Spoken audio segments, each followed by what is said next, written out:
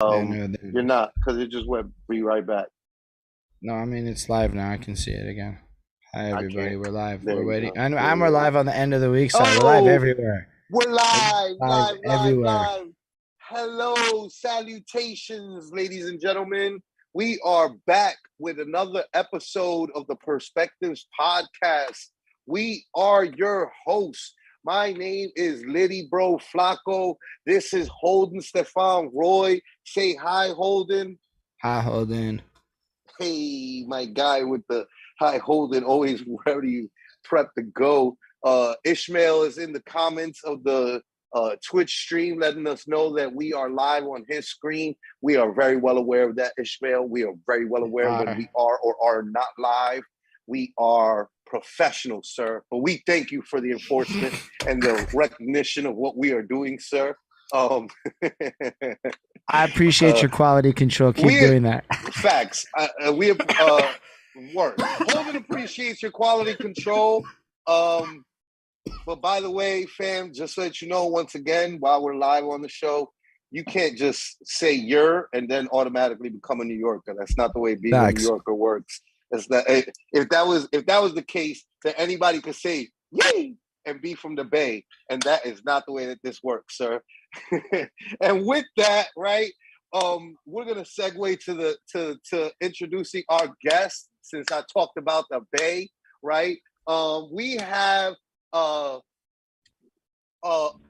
Bay Area indie legend, battle rap legend, veteran of the Bay Area. Really, at this point, I've been privileged enough to know my brother for many, many years. So I'm well aware of the fact that it's not just a Bay Area thing. It's a Cali thing with the big bro. You know what I mean? Or with my fault with the big bro. I hate it when people that are older than me call me big bro. Like, you gotta relax, bro. All right, you know you older than me. Who you calling big bro? I'm the big bro in this situation. Little bro over here, right, is not really just from the Bay, right? It's a whole Cali thing. But he's a Bay legend, a Bay Area veteran to the battle rap scene, indie legend, producer extraordinaire, now EO Dub family, Viva La Mesa member, brother of mine, Lonnie Oceans. Yes, sir, man. What's going on, yo? Welcome. What's going on, man? Much. We're good, bro. We are, you know what I mean? Super Happy good. to have you here. You're taking us on a journey, right? We already worked this out, but behind the scenes, we're making sure that the homie gets home to the blunts. You know what I mean? Because he could have did this from the office, but I had a sneaking suspicion. I'm like, I'm comfortable as well in my office environment, right? Like now, right? Like previous to battle rap, I used to live a very corporate life, and I was not comfortable in that environment to be my full 100% unabashed natural self. You know what I mean? And corporate environments kind of do that. You know what I mean? Luckily, I'm blessed, and the company that I work at now, if we were to get our office space back, I would feel totally comfortable showing up as my 100% true, genuine self. Literally dressed like this, talking like this. I could show up with my fronts in my mouth and like shining with all my gold on and dripping like I'm about to go to a video shoot, and the homies at the company will be like, "Oh, looking dip today," you know what I mean? Like the company owners are like with me on the like you know what I mean? But like that's like a rare thing, right? And even then, they like in our office space, for as much as they're like cool with me and down, right? Like they would still not be like, yeah, feel free to spark up a blunt in the I was office gonna be building. like, there's that one part. Like, there's still that one part that is just like, well, you still can't smoke a joint in here, bro. Like, it's an office building. What are you doing? Like, you cannot do that. You know what I'm saying? uh, yeah. So we worked it out behind the scenes for Lonnie to make his way. So he's driving home now. He should be home, I think, if I'm not mistaken, by like my calculations. He should be home in maybe like about a half hour, I think, maybe like a half, 40 minutes. Yeah. So like, I'm still on the freeway right now. I'll be off the freeway in like 10 minutes. work. Right. Area. So, bro, the way that we like to do the show, right, is like, because this is all about your origin story and who you are, but like, we like to get like, people acclimated with like us, you know what I'm saying? So like, you're here, right? And like, we, even beforehand, right, when we were talking on the Zoom before we went live, my dumb ass, I did not like, I don't know if you and Holden might have met on the EO Dub stream before. I was about to say I didn't introduce you guys. But then I just thought about it right now, and I'm like, maybe you guys have met before, and maybe that's me. I'm aware of the name. Word. So you guys haven't. This is your first time e-meeting online face to face. Yeah. Right. So like, exactly. So like, it's good to, you know what I mean? Like, Lonnie, this is my good friend Holden. I call him Ho Ho, as you've heard me say a couple times now. I got that from his wife, Bon, who calls him Ho Ho privately, her amongst just him and her. It's not private at all. It's not private in the least. It's not private at all anymore. You know what I mean? Like, if it was private before, I got a hold of it. I'll tell you this much. It ain't private now, bitches. Anything, you know what I mean? Y'all just made it sticky. Once Flacko got a hold of it, everyone else jumped on board, and it was over. It was like now New Yorkers doing it. You already know how this shit go. You know what I'm saying? Litttyy, bro, Flacko always gonna be setting some trends or something. You know what I'm saying? But so I can't believe I just talked about myself in the third person, and I added the Litttyy, bro. Yo, I am on one today. My midday nap did me quite well, apparently. Old man napping. So anyway, we do our origin story, right? And it goes that when we were doing Litttyy Bros Volume 1, right? Me and Jess and Paulie,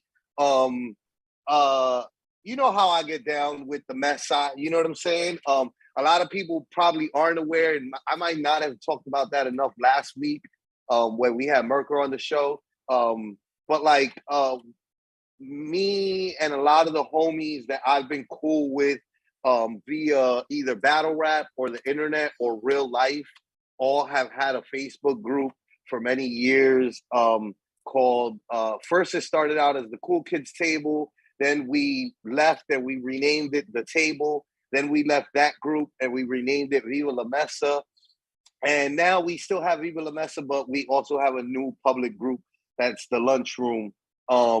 Me and Joe have known each other since before then, right? And so like I think that you're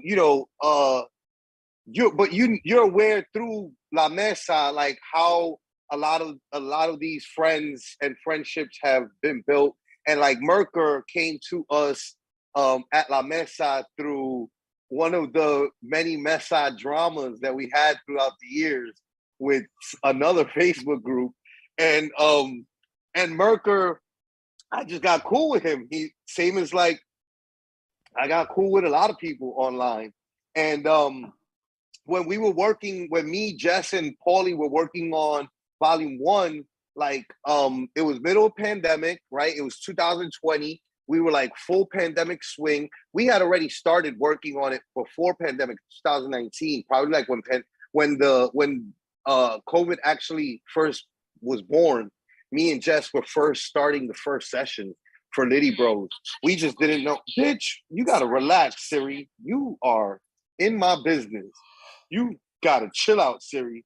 My iWatch over here talking to me crazy. Anyway, sorry about that, guys. So we were working on Volume 1, and I told Jess, that I didn't, he's similar to you, he's a rapper producer, right? But like also he's like an engineer. I think you also engineer a little bit. I'm not sure. I think you engineer your own stuff is what it is, right? Mostly. I've never really seen you too much online offering up to like, mix other people's shit. I guess we'll get into that, right? Yeah, the engineering I do, I've engineered a couple of things. I don't offer too much just because like I'm not at a place where I feel comfortable doing that with other people. But I've engineered, including my project, I've engineered 2 other projects for 2 homies of mine this year. What? So Wave Master shit, right? Or the wave make, yeah, one of them is from the Wave Makers, and another one is just a good homie of mine. You know what I'm saying? That I wanted to help him get his project out. So right, right. But so facts, right? My fault. What'd you say? We lost your audio. I don't know if it's that your. It seems to cut him off if we start talking. Mm. Okay, now we definitely don't hear nothing. Yeah, you're good to Can y'all go. hear me?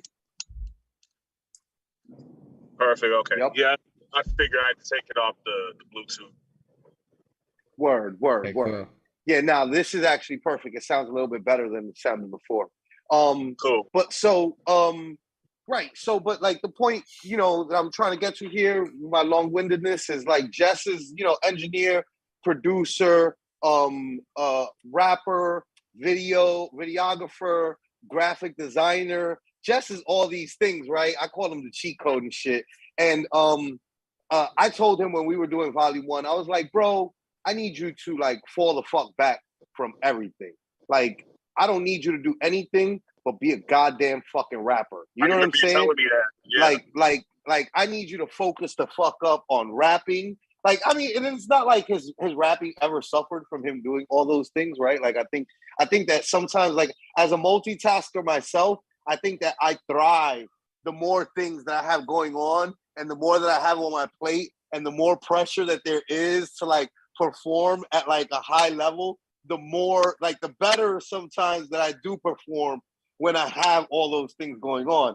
But like I was very insistent on that first volume of like, listen, I'm gonna pay for the production from producers that like I've been eyeballing and listening to tracks from for a while. I got a sound that I built for this volume 1, and you're going with it. And I have graphic designers that I'm gonna like hire to like do the artwork, that like guys that I've been like eyeballing their artwork on the side. And so like it's all these things. And so like in that was like, oh, I've been hearing Merker's like work and like some of his mix downs on other things. And I was like, yo, I want to hire him for some work for us.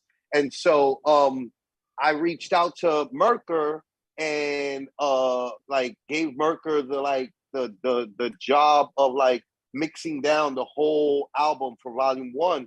And with that being said, right, like I always tell people on the show that like the homie Merker might as well be from New York, right? Because like he works like the way a New York engineer would work, which is like, yo, I just work, period. You know what I mean? I'll engineer a trash rapper session in a fucking heartbeat. You know what I'm saying? Like, because like it's all about this bread. You know what I'm saying?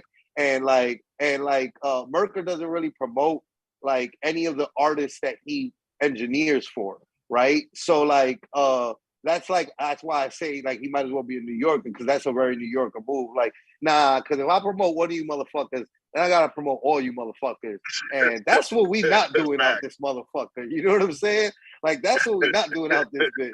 But when he worked on our project, he ended up promoting that. And Holden took a notice of that because he was on Merker's page and he noticed that like he doesn't like, for as much as like he engineers, and Holden is up there in Montreal with Merker, and they still hadn't met in person up until that moment in volume 1, but like he knew of Merker's work and like people that have worked with him and whatnot. And so he was very well aware of like Merker doesn't really, he had been on his Facebook for a while and on his other social medias, but like mostly his Facebook is where he operates, right? Same as me, same as like a lot of us, right? And he noticed that Merker doesn't really promote much music that's not, his or, or stuff that's in the industry. So when he saw him promote our volume 1 and he promoted it like really like, he promoted it like, yo, I've never like done cocaine and partied in New York City, but like if I were to do that, I'd like to do it with the Litttyy Bros. And like it was like promoting like our latest video, which was like Party Instead, which like had cocaine in the video and shit, and like was like a heavy like an actual like party night. We were on a party bus and like going crazy. And so with that, right, like Holden saw Merker promote us and was just like, yo, the homie Merker don't ever promote shit. You know what I mean? So like, let me go check this out. And he promoted it with like a stellar, like stellar words and shit. And so he goes and checks it out. And I guess he kind of liked what he heard. You know what I mean? And he then, Holden had already been doing like, he already had a YouTube channel for like, what was it, Holden, like 3 years? He had like a 3-year-old or a few years old YouTube channel at that point when we met in 2020, where he had been mostly, for the most part, reviewing music and doing like album reviews and shit like that. He had already started doing some interviews, but like he was mostly like his channel was mostly dedicated to like doing album reviews. And like I was right. You gonna cut me off, Holden? That's what we doing here. We doing some different shit. I'm extending the intro, so it's all right. We doing different shit right now. So, he was like, I forgot what it was, but like he did an album review, and he did like the most extensive album review I've ever had done. Like he did like a track by track breakdown and was like breaking down like each track like in ways that like most people just don't do, right?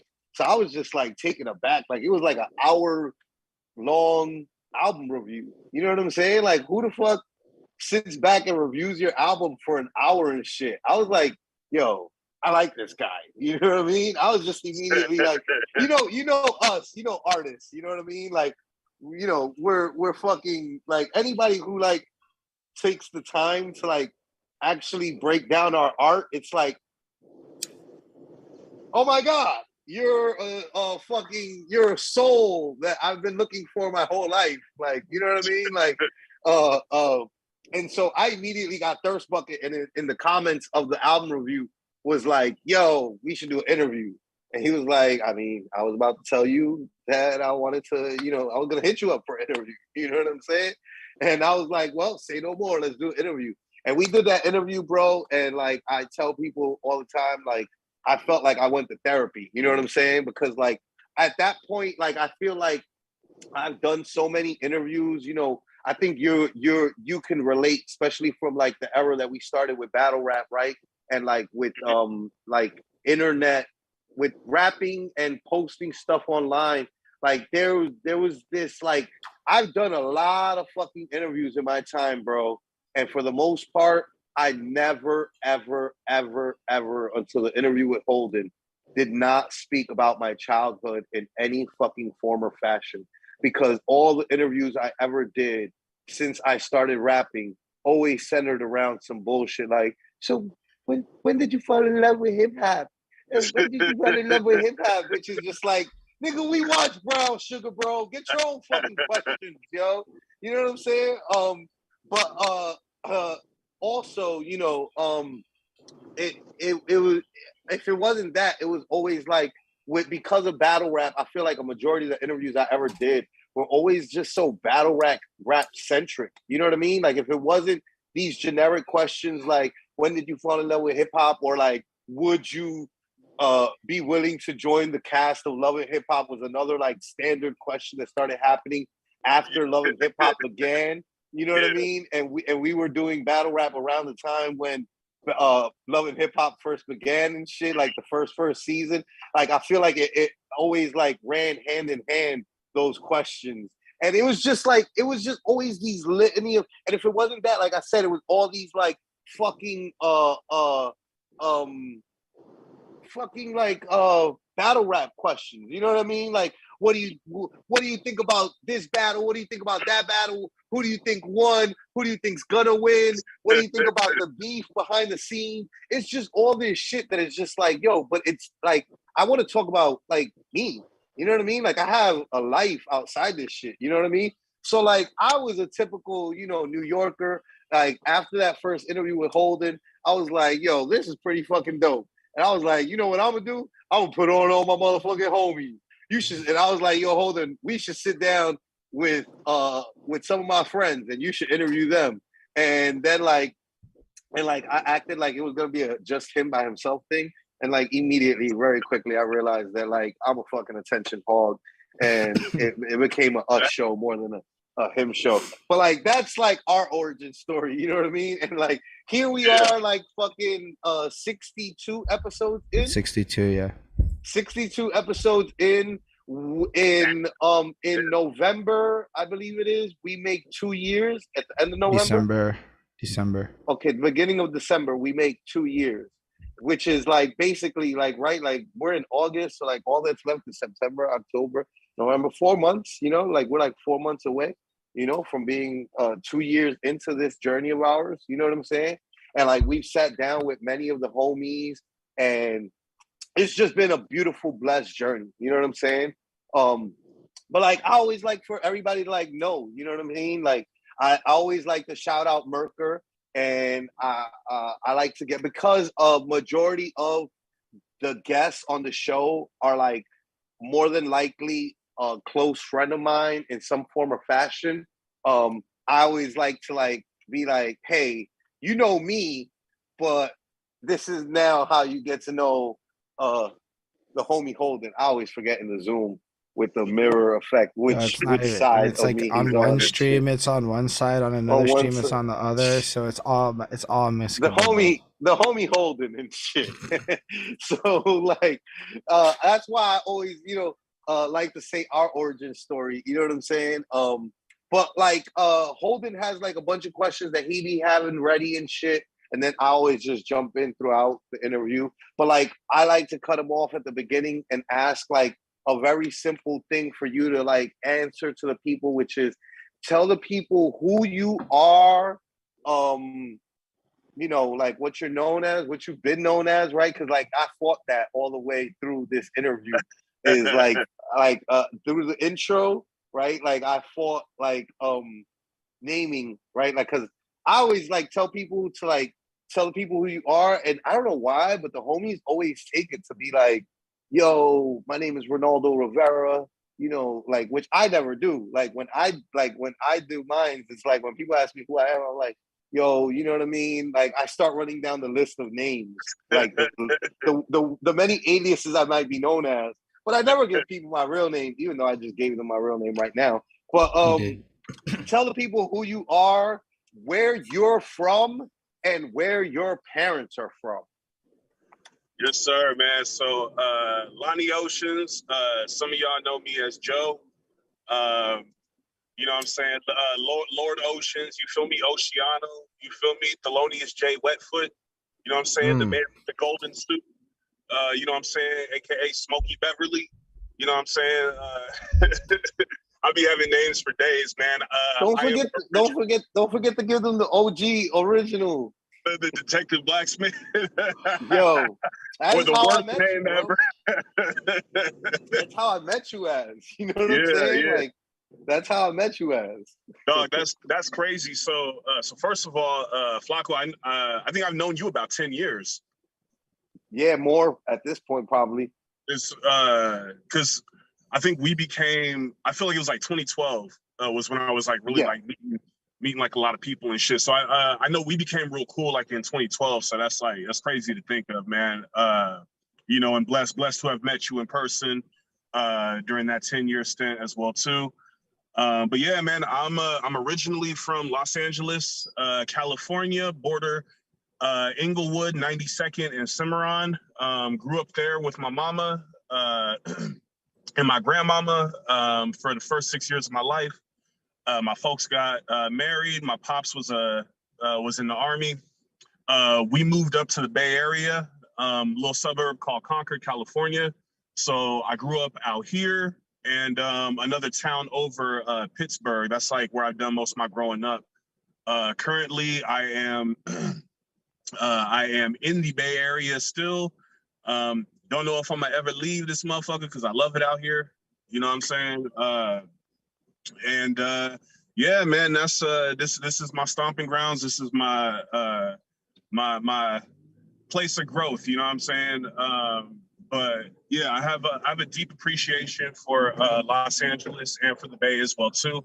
For those that like are not out here, it's like a huge like city rivalry between the two. You know what I mean? I'm the person. It's like Switzerland in between, just because like I've lived in both. I love both equally. So I'm not on that. One is better than the other type of shit. I just fuck with I fuck with California in general. I'm blessed and happy. It reminds me, like every time I talk about this shit, it reminds me of how proud you are to be from New York. You know what I'm saying? In comparison, because it's like, nigga, I could have been born in like North Dakota or some shit. You could have. We all dodged the bullet out this motherfucker. I could have been born in Vancouver. I don't want that shit. Shouts to Vancouver. I'm sure that they have all sorts of positive. Sure. I know for a fact that Vancouver has a really positive thing going, which is like Vancouver has been like the way that Cali is in Canada with the bud for many fucking years, from what I understand. Like Vancouver is the Cali. Well, they also got like Canada, mad like the geography is like everything that grows will grow bigger and brighter and more powerful in Vancouver. So yeah, I heard Vancouver got flame out there. Yeah, facts. And and let's be real, right? Like Joe, I'm sorry, bro. We're gonna go through this whole fucking interview, right? Because like I'm used to calling you Joe at this point, right. But like, it's why I be trying not to call you Dutch.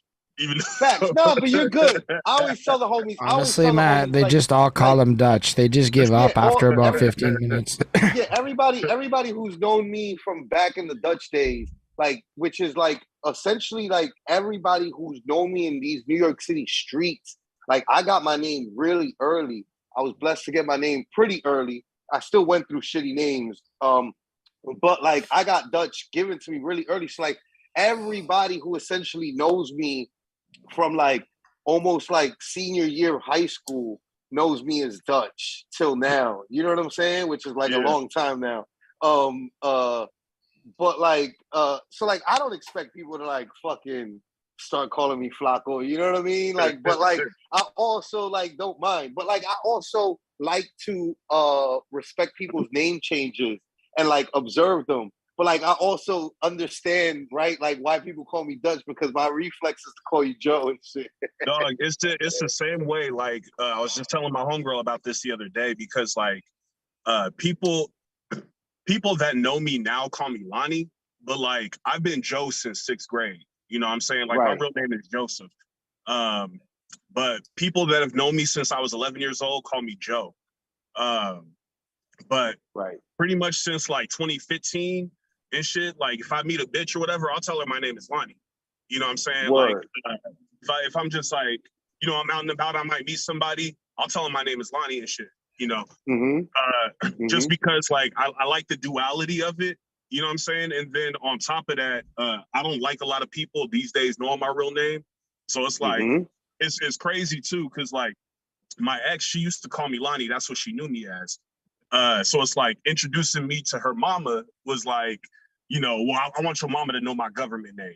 You know what I'm saying? Word, exactly. Facts, you know what I'm saying? Like, you were like, well, if we to this point where I give a fuck about meeting your mama enough, then your mama should know me by my real name. Right. And you should also probably call me by my real name and not introduce me as fucking my rap name and shit. Like, I'm not gonna say, oh yeah, I'm Lonnie Oceans. You feel me? Like, nah, bro. Like, nah, I'm Joe.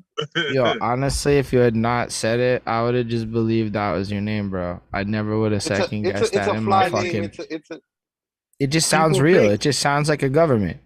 Hey, people think that like that is like it's for real my real name. So it's like I'll fuck with people too, right? Because there's like, I might go like 3 or 4 months with somebody calling me Lonnie before they ever find out that that's not my government name. You know what I mean? So like, yeah. People will ask, well, how'd you come up with me? You know, I don't be telling everybody like the shit that I do. You know what I mean? Like, cause I'm just not one of them people that's like, you know, I don't just be going and telling bitches I rap and I do all this and that. Like, you feel me? That's the information I give to folks that I feel is worth that time. You know what I mean? But but for the most part though, like especially nowadays, like, you know, I tell people just call me whatever you want. You know what I'm saying? Just don't call me a bitch ass nigga. That's it. Like, so like Joe, Bonnie, whatever, just, you know what I'm saying? Like it that's just what my friends flip between. I can empathize. I have I have friends that like have known me actually right since before I got Dutch, and like they know me as Ronaldo, right? But like they call me Ray, like, and they just know me as Ray, and it just is what it is, you know, like.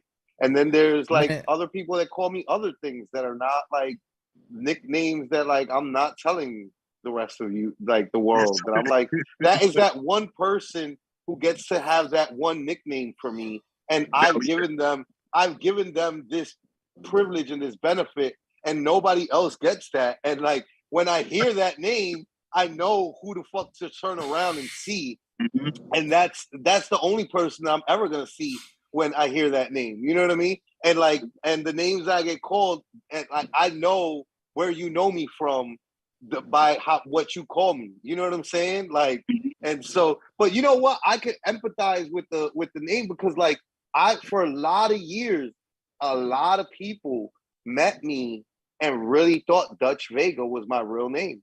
Like they swore that my mama named me fucking Dutch. That I'm like, do you not know hip hop enough to know how like rap, New York rap, the name Dutch is? You know what I mean? Like that's like, you really think like my mama out here naming? But it's also like, it also jives. Like Man, you say it like that, and as you said it, there's a part of me that went, yeah, I wouldn't be like 1,000,000% surprised. Yeah, I wouldn't be surprised either, which is why like I understand some people thinking that like Dutch Vega is my real name, and I'm just like, I always, I mean, just bro, like you think my mama named me Dutch? Nigga, that name is iconic to me just because like it's a clean name, it flows off the tongue. You know what I'm saying? And then it's easy, you know what I'm saying? Like people calling you Dutch is dope to me. You know what I'm saying? Because like it's not an actual name you give somebody, but it's just like a cool ass thing. You feel me? And then you know what I'm saying? And then the Vega, like the Vega gives it a little bit of spice. You feel me? Like, yeah. Nah, definitely. I tell you this, in my journey of like having the name, right? Like there were so many times that I came across other people being bothered by me, right? Like having the name and them also having a Dutch name. But like I think that they're truly bothered because like they did not have the cool Dutch name. You know what I mean? Like, and also like I got like a certain particular type of like, I guess, privilege where, you know what I mean? Like I think Dutch Black from Grind Time Syracuse hates me because I'm the more popular Dutch between the two of us. But it's just like, one, you came after me. Two, like Dutch Black just don't sound like that sounds like two random names in the hood that get like a lot of people get given. Like in New York City, there's a Dutch per neighborhood.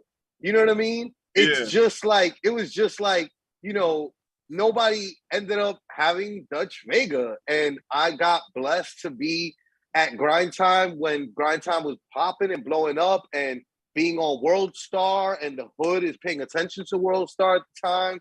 And then being, you know, one of the league runners with Poison Pen and PH and Saracana. And like, I had all these cosigns. So it's like, I got a popularity that like maybe some of the other Dutches didn't get. But like, it also was the fact that like my Dutch name was cooler than theirs, right? There was this one dude that used to rap and write graffiti, and he used to help PH, rest in peace, find venues for Grind Time East Coast events. and he was a white dude named Dutch Master, and he hated me. This motherfucker despised me. I think I'm not sure, knock on wood, if he is or isn't, but like I think I heard that he had passed away as well. Regardless if he's alive, like haha, right? But like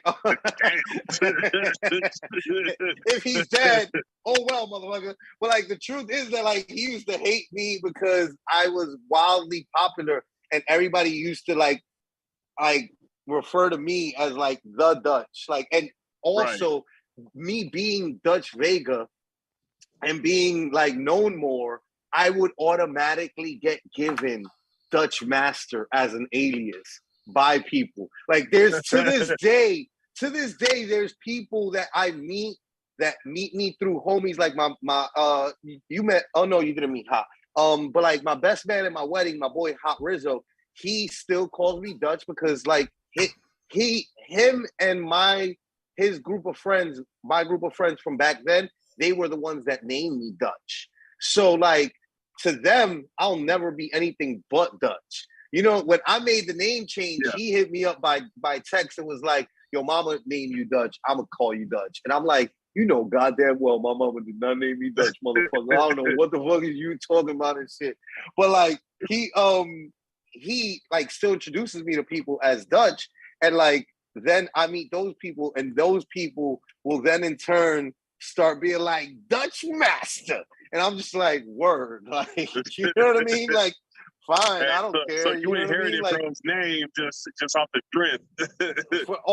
Right. So where it's just like, yeah, I mean, that is where the name came from, right? Like Dutch Masters and Garcia Vegas is what we were smoking at the time in New York City. And like Vegas only on special occasions.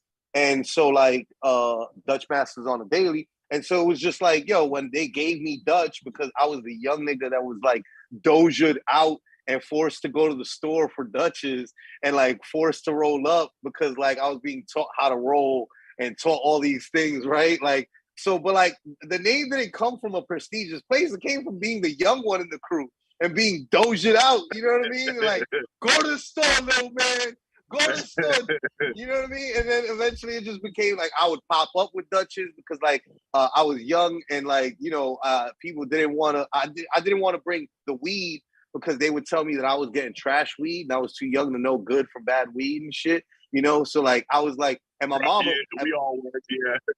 And New York, and also, you know, to be fair, New York had trash weed for a very long time, comparatively speaking to y'all in California, you know? But like the point being, you know, my mama raised me right?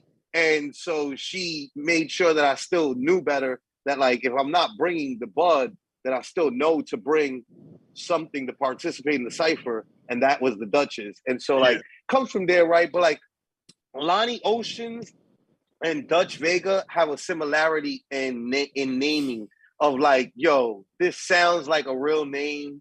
It sounds like a natural kind of like, it almost has like a cool air to it. You know what I mean? Like that's a smooth, like it sounds like yo Papa was a Rolling Stone and Papa was a player and he really was out here like when you was born and shit, he was like, we gonna call him Lonnie Oceans. You know what I'm saying? Lonnie is definitely an old nigga name, bro. It is an old nigga name, but it's a fly old nigga name. Like I don't know about that. See, I would have to disagree. It sounds like if it was like something else, but the Oceans kind of has that hip feel, probably because of Frank Oceans and whatnot.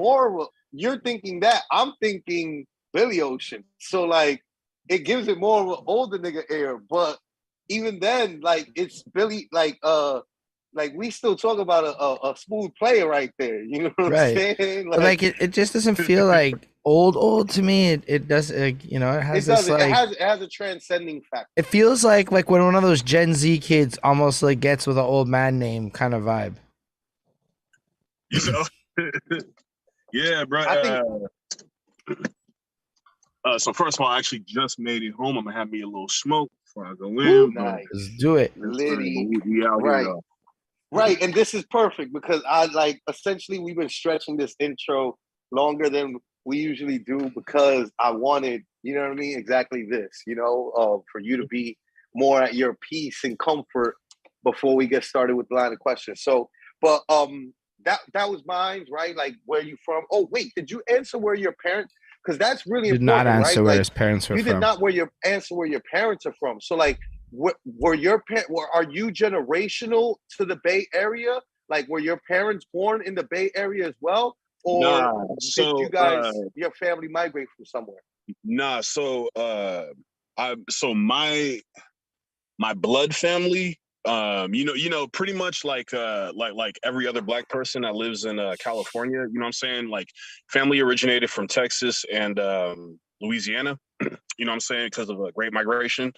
But my mama's from Los Angeles. My biological father, I don't know where he's from, but my pops is from the South. He's from Alabama. You know what I'm saying? So, but he happened to be in LA when he met my mama. And then we moved up to the Bay Area. So my origin is not the Bay Area, but it's like part of it. You know what I'm saying? Right. Yeah. So was born in Bellflower, California, which is outside of LA County. Like I said, grew up off of 92nd and Cimarron, which is about 5 minutes from Inglewood. For geography purposes, the old Western Forum where the Lakers used to play back in like the 80s and shit, lived like 5 minutes from there. Oh, you mean where the show is based, right? Isn't that? Mm-hmm. Yep. Yeah. We live like 5 minutes from there. What's the name of the HBO? Let's give it a proper shout out. That show. It'll be up to you and me because Holden don't watch no. I mean, actually, you watch TV. This just goes to show how out of touch. I just don't have access to HBO directly, but we find out what's coming on, and then we go to 123 Video or whatever. Holden. That's a fucking pitiful excuse, okay? Bro, HBO's not in my country. We have Crave or whatever the fuck it's called. Have that shit at all, and they're still watching. I be watching shit, okay? You don't watch that shit, okay? I don't know what show it is. Laker. It's like winning. I haven't watched Winning the show Time at all yet, but Winning Time, yeah, it's Winning Time. Winning Time. Yeah, that's right. I probably would not watch a sports show. Yo, you know what though? Actually, like, since we're here and we're talking about it, and I'm gonna take the 1 minute out real quick to shout the show and say to you, it's not really a sports show. It's more about the story. It's based around the story of all the people involved in that team back then, which is important because Kareem Abdul-Jabbar was like essentially one of the first actual, like, before Ali, I think, and before like a lot of the other athletes were like kind of like or I think it was contemporary with Ali, Kareem Abdul-Jabbar, right? Like, he was contemporary with Ali, and like the Nation of Islam being brought to a major public stage via being the religion that these athletes all joined, whether it was Muhammad Ali or Kareem Abdul-Jabbar. And so, like, for me, I think the coolest thing about the show is watching the dichotomy of like the difference between the man that Kareem Abdul-Jabbar is and was even back then, and the man that Magic Johnson is and was back then, and the difference between those two black men and their experiences in this country and how they went about their experiences in this country. And that's like what makes that show so great to me. And then you throw in Jerry Buss and the way that he gained control of that franchise and turned it into the winning championship franchise that it is, into the mix of this storytelling. And it then becomes like a really fucking good show that even me, who is not like a Lakers fan at all in any way until LeBron joined them, will watch it and care deeply. Like, I watch that show week by week, episode by episode, like old school TV shit. And it's because it was that good of a show, because it's very well written. And then the actors who are, a lot of them are, this is not, I don't know if it's their first like role, it might be their first big roles, and they're all doing like really great jobs. And it's interesting because they are too hype. So like these are actors that like could play in the NBA if you judge them off of height, which is rare. Like actors are not usually 6'5", 6'8", 6'10" type of people. Rappers are usually like actors are usually like 5'8", 5'6", and then made to look like they're 6 foot, guys on camera. And so the point being, it's a really good show. Magic was like 6'9" or something like that. 6'9". Fucking Magic hugest point guard for the like era and shit, or the time ever, until other point guards started getting bigger. But point being, it's a good show. You should watch it, Holden. You should watch some TV, my guy. My guy has I watch TV. I be watching TV. Nah, it's all right. You read books, man. Don't worry. I'm watching Blackish right now. Okay, you finally got to Blackish. Exactly when the show is going off the air. You see what I'm saying here? You did not make any good cases for yourself with that, sir. You just illustrated my point right now. Exactly. But like I be on Netflix and shit. Just got canceled. Or just finished. But we are on the Disney Plus, bro. Ago. So we on the Disney Plus after the Netflix run, the Prime run out. We just be on those guys, and then if like we watch the new South Parks and shit when they drop. But like, regardless, good show. And so you, your family was from that area, right around that fucking stadium. Yes, right. Sir, man. So my grandmama had a house off of there that she had for probably like 50-something years, I think. She ended up selling it in 2004.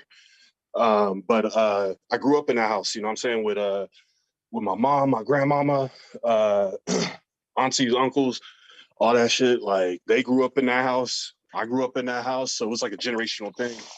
And then you know what I'm saying, we ended up just packing up. You know what I'm saying? Coming to make a life out here, so I had the best of both worlds. But I took the sports teams with me, as you know. I'm Lakers, Dodgers, Raiders. So they hate me out here, but hey, you feel me? It is what it is. You know what I'm saying? Nah, nigga, they hate the Lakers and Dodgers out here with a passion. Yeah, I already know. It's like it's literally like New York City. You know what? Villain, who's also met our family, was just over here this weekend for actually 5-6 days. He's a Boston fan, ain't he? He's from Boston, and so he always does this thing where he comes here and he's like, "Oh, I'm gonna upset the New Yorkers. Look, the Yankees suck." And I'm like, "Bro, you don't understand. For us Yankee fans in this city, we're used to hearing that from our own fucking city." There's the biggest Yankee haters are born in New York fucking City. So it's just bro, you're not moving me at all with that. Now, if I'm in Boston and I say, hey, the fucking Celtics can park their car at Harvard Yard and suck some balls, then I'm going to get the reaction that you're looking to elicit in New York City from us. But us, we're used to that shit. This city, everybody hates the Yankees. Most of the people in this city are Mets fans, and the OG, older people, who were into baseball, and put down all of those young people with baseball. They're all fucking, Brooklyn Dodgers fans and New York Giants fans, and they leaked over and maybe became Mets fans, or they stayed Dodgers and Giants fans and moved with them to LA and the Bay, right? And they just be fuck the Yankees regardless, because it's just always been fuck the Yankees for many years to many people in New York City. So it's just see, that's crazy for me to hear, knowing the fanhood, especially with the success of the Yankees as well too. Knowing it's wild knowing that there's actual Mets fans out there as well too. That's growing up as playing baseball and growing up in a baseball family that that's the sport that every family, that's what they do. Parents do that, right? whatever the parents enjoyed playing is what they put in your hands. You know what I mean? Like if your parents played tennis, they're gonna put a fucking tennis racket in your hand. If your parents played fucking shuffle board or fucking I forget what's the one where homie in the Olympics. My brother was telling me how much he loves that shit. Oh, curling.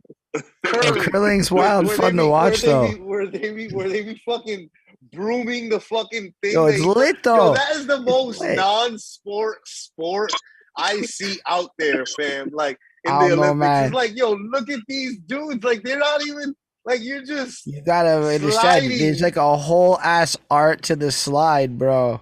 It's a real like goofy sport. And then they got the sweepers, bro. They got to make the ice path proper. The thing that is super like, what is this guy doing? The first time I ever saw that shit, I'm like, what is going on here? Anyway, the point being, right? Like whatever your family does, it's usually related. Like that's so it's just like I'm putting on my Mets hat.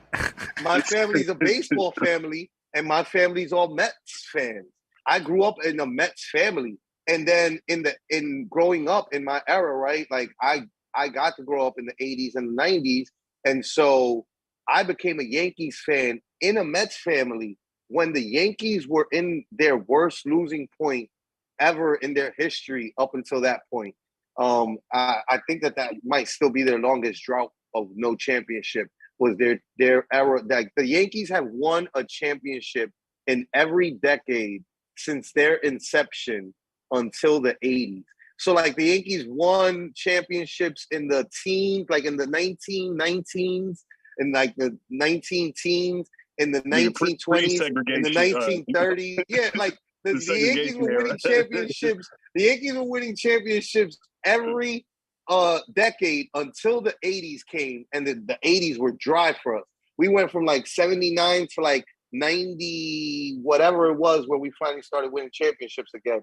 And then in the 2010s, not in the 2010s, there was no wins. Exactly. Until now, it hadn't happened again for a whole decade. But even then, I still think that because we didn't win the championship until like 94, that we still have like a few more years to go in the 2020s before it matches the level of dryness that it was in that back in them days. Because you guys won in 09. I think that was last time, like 2009. That was the last time in 2009, right? Yeah. So it might reflect the same thing. Like 2009 might be the Reggie Jackson championship of 79 that caused the drought that we don't get a win until 2024. It's looking good this year though. But the point being, right, like, I'm used to it. So said in the comments, he's putting on his fucking Mets hat right now.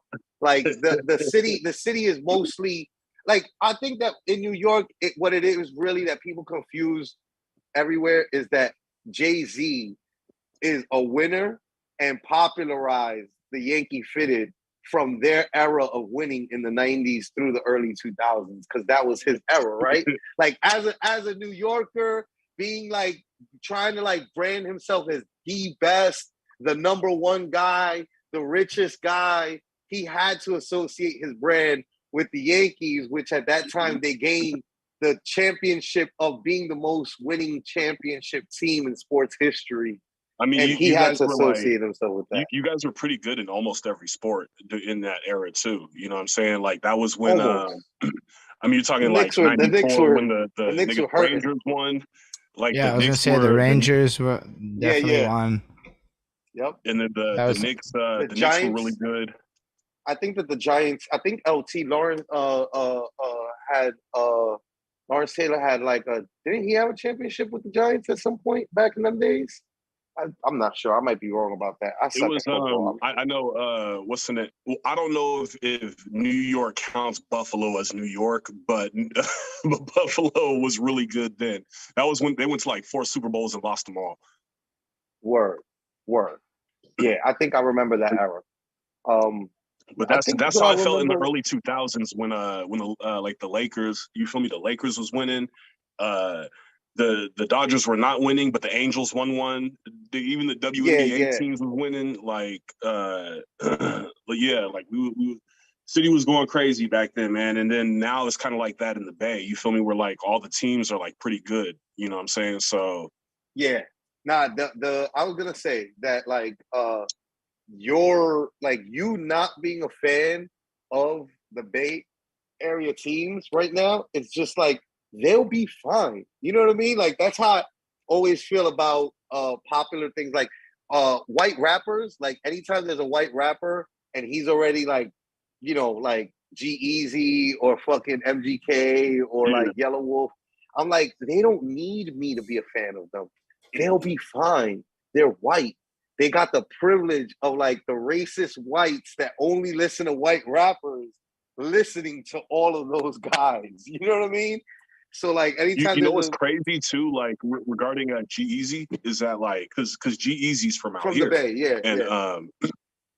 And what's crazy is like so he had been popping since since 2011, but I didn't find out about who he was until 2016 when I was kicking it with some white girl and she played his music. You feel me? No. It was even before that. He was in 2K or something like that at the times. And I was like, oh, okay. And then I heard this girl playing it and she's like, yeah, he's from the Bay and this and that, right? So like you'll hear a lot of people like on Bay Area pages talking about, oh, like nobody listens to G-Eazy, like the Bay don't fuck with him. But the Bay does fuck with him. It's just not the black Bay Area that fucks with him. You feel me? Like, because he'll really do a show. He'll do a show at Oracle and sell that shit out. He'll sell it out. Like he's done songs with the legends out here. You know what I'm saying? So it's like, like I said, I didn't know about him until 5 years into his career. He didn't already had like hit records and shit I had never heard in my life. And like I had no clue about this dude. And then I find out later all his accolades and all the stuff he's done and like the shows he sells out here.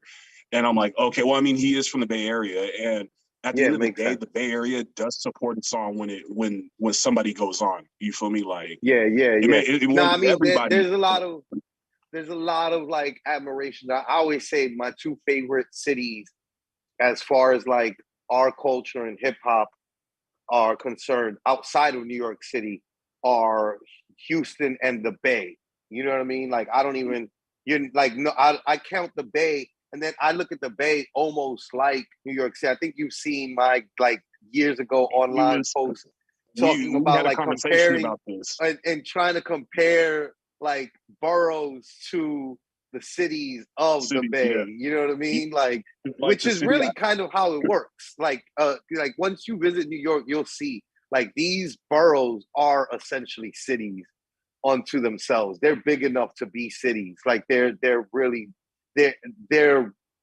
big when you take into account the actual spacing of them. It's not like a county type thing. It's the same thing out here because like for example, right? So like I live in Concord, which is like white suburbia out here, right? So like completely different than me driving 30 minutes going past the tunnel and I'm in Oakland, where it's murals everywhere. You know what I'm saying? It's the streets ain't paved. You know what I mean? Like it's a completely different world. Yeah. Like, and then even like, you know, you've been to San Francisco before. I was gonna say the one time that I visited the Bay Area, I could sense it. Like, you know what I mean? Like I could sense the huge difference when we were going from, because I traveled there with the Brian McKnight tour, with Brian McKnight when I was like in like fresh out of high school, and like it was right like a major city tour, so it's major cities, and then the theaters in the major city, right? Like that would be the popular, the most probably the Fillmore, I think in the Bay, in Oakland, and then in San Francisco. I don't know. I forget what the name of the theaters were, but it was theaters every city. You know what I mean? Yeah. And so like I could see the difference and sense the difference from Oakland to San Francisco alone. Yeah. You know what I mean? It's a completely different vibe. We did a lot of because back then it was old industry standards.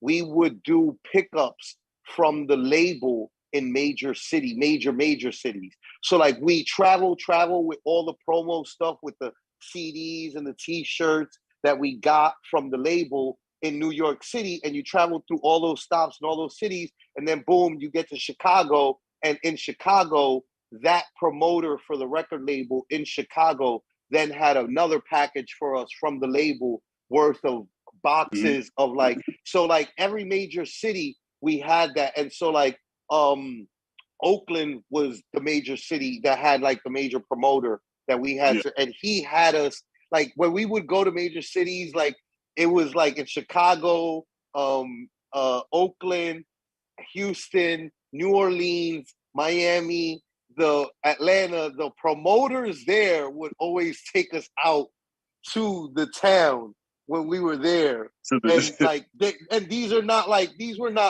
you know, we're not talking about like industry executives. We're talking about the guy, the DJ, that's the guy in the town that it gets that job. That grew up there. Yeah, that grew up there, that knows the city, but happens to have the benefit of working for a record label back then in like 2000, 2001, or 99, 2000.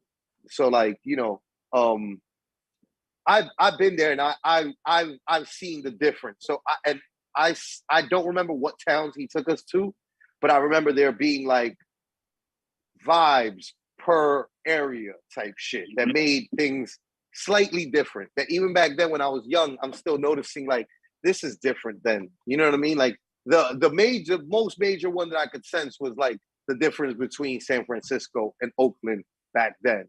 You know, like it was very different. You know. Yeah, bro. It's definitely like the that's what makes the Bay so dope, is that like it's so many different types of vibes and feelings that you get, you know what I'm saying, like with each city in the area. I mean, shit, San Jose is like in the southernmost part of the Bay Area, and you know what I'm saying, that shit is completely different. It's a completely different air about it than Oakland or San Francisco or Vallejo, you know what I'm saying, like even here, you know, isn't Vallejo next to San Jose or like so above it? So San Jose is like, if Oakland's right here, San Jose is down here, and Vallejo is actually up here. So Vallejo's right, more Vallejo is the most northernmost point, right? Fact. Yeah, and even the cities and like within specific area codes all feel different, right? Because like right over the hill, 10 minutes over the hill is Pittsburgh. So I grew up in Pittsburgh as well too. I lived there for like 8 or 9 years. And within Pittsburgh, it's like that's like the closest like hood area, you feel me, to Concord. And then past that is Antioch, which is like half and half, right? Like it's like super hood and super like rich. You know what I'm saying? Like on two opposite ends of the shit. And then as it goes further, then it gets into like, you feel me, like the gated community cities and all that shit. You know what I'm saying? Like and what's crazy is like the area that I'm in is the area that people in Oakland like move to. Because like you know, you've probably heard like from even like Lush talking about it, right? Like the whole like gentrifying of Oakland and everything. Mm-hmm. So everything in that area code, everybody like from Richmond, like Richmond, like Oakland, those areas, they had to move out where I'm at because we have much cheaper housing out here. You know what I'm saying? Mm-hmm. And so it's a lot of like, especially over the hill, it's like a bigger Black population and Hispanic population out here than it is like, you know what I'm saying, like west of me where I'm at. Like, so it's crazy. It's a melting pot, man. And it's crazy knowing that there's other states in the United States that are not like that. That's like the right. But that's why I'm looking forward to finally seeing New York, because that's what I like. You feel me? I like to see different the different vibes. Yeah. And there is, and you'll sense it. You'll see how it kind of does work in a similar way to the Bay, where there is, and that's why I always likened it to it. Like I went to New York like now twice, but the first time me and a girlfriend walked up Third Avenue in Manhattan, starting all the way up in Harlem, and we went all the way down to like the bottom, not the full bottom, but you know, like move through the different. You could just see like every 10, Midtown 15 blocks, like or no, it downtown. was like 9th or something. Like it was like Yeah, late. you went all the way down to 9th, so that's downtown.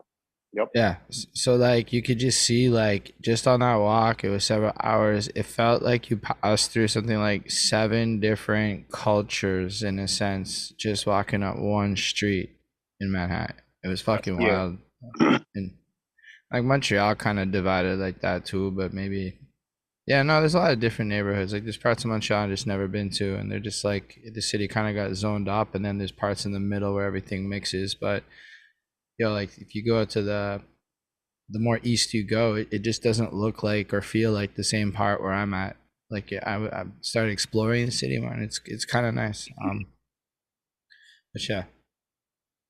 See, that's what I'm looking forward to getting a chance to see, because the way that like the way that Flacco, I was gonna say Dutch, the way that Flacco describes New York reminds me a lot of out here. And you know what I'm saying? Like, and even just like, you know, I see things in the media because that's the only way I can see New York, you know, whether it be movies, games, whatever, like, and you just see like the careful detail in the shots and everything of like all of New York and the aesthetic that New York has. You know what I'm saying? The reputation that New York has is just like, it's super dope to me.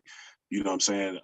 And it does remind me of like here, you know. Yeah. So that's what I always like, and that's why too. Like I think that that's the thing that I like the most about the Bay, is that like it has like, because it right, like that's where the competition with LA comes from, right? Is that it's the second, right? Because like LA is so huge globally to the people, right? And it's what people think of. I know California well enough to know how many people I know that aren't from California that show up to California in Los Angeles and then call their friends that are in the Bay Area and are like, yo, I'm in Cali, bro. Come out, yo. And it's like, motherfucker, I can't just pull up. The Bay is wild far from LA. Yeah, it was like, shocking to find that out. Shocking. People that are not from it's a shocking discovery. Just don't ever understand that shit. I don't understand that like, shit. So I don't even realize how big California is until you like really, because like it's part of the map where they squish shit, so you don't get like pretty much the whole coast perspective, bro. So right? Like it's literally like it's literally like being in Atlanta and calling a New Yorker like, yo, I'm on the East Coast, bro. Like, yo, you're wild hours away, fam. Like this is not a hop, skip, and a jump away. You know, like this is a very far distance for that to have to travel. Oregon and Mexico. You know what I'm saying? We're between Oregon and Mexico, so it's a large state. It would take me like 6 hours to leave California, going north. Okay, I get the feel of that. And then even like when you're in LA, right? Because like LA is Southern California, like it's still, to get to Mexico is like 5 hours from there. It's like a 5 hour drive. I remember it being like, nah, we couldn't, like when we were on tour, they talked about us like, hey, we're in LA, we could just go ahead and go down to Mexico real quick, and then it was still like, nah, but it's still like a 5 hour drive. And it was like, we do not have the time to just stop by Mexico real quick, guys. Like, in my head, it's like right across, like honestly, because of movies or whatever, I just picture like Mexico being like a 25-minute drive. I'm like, maybe it's just because like nah, fam. Like the shit that Mexicans go through to get into this country is, and it's not just Mexicans. Correction. The shit Latin Americans and other countries go through to get into this country is like daunting and like crazy. And like even once you're across the border, it's still like you're not out the woods yet. Like you still gotta fucking travel a hefty distance to get to like. That's wild. Like, yeah, it's funny telling people from out of state that, because people will ask me, you know that I live in the Bay Area, and it's like, how far, like, oh, I'm gonna be out here on Saturday. How far from LA are you? And I'm like a 5.5 hour car drive from there. You know what I mean? Like, yeah, everybody thinks that they're like an hour or something apart, and it's like, nah, like.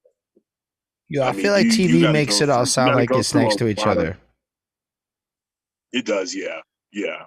TV does. Yeah. TV does a good job of making illusions.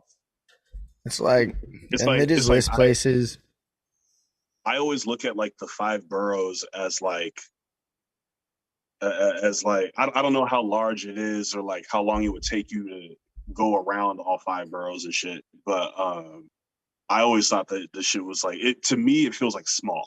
Like it feels like someone's like, oh, like right next door, like it's right there, and it's super not like what from like one end on the train, which will like cut through traffic, right?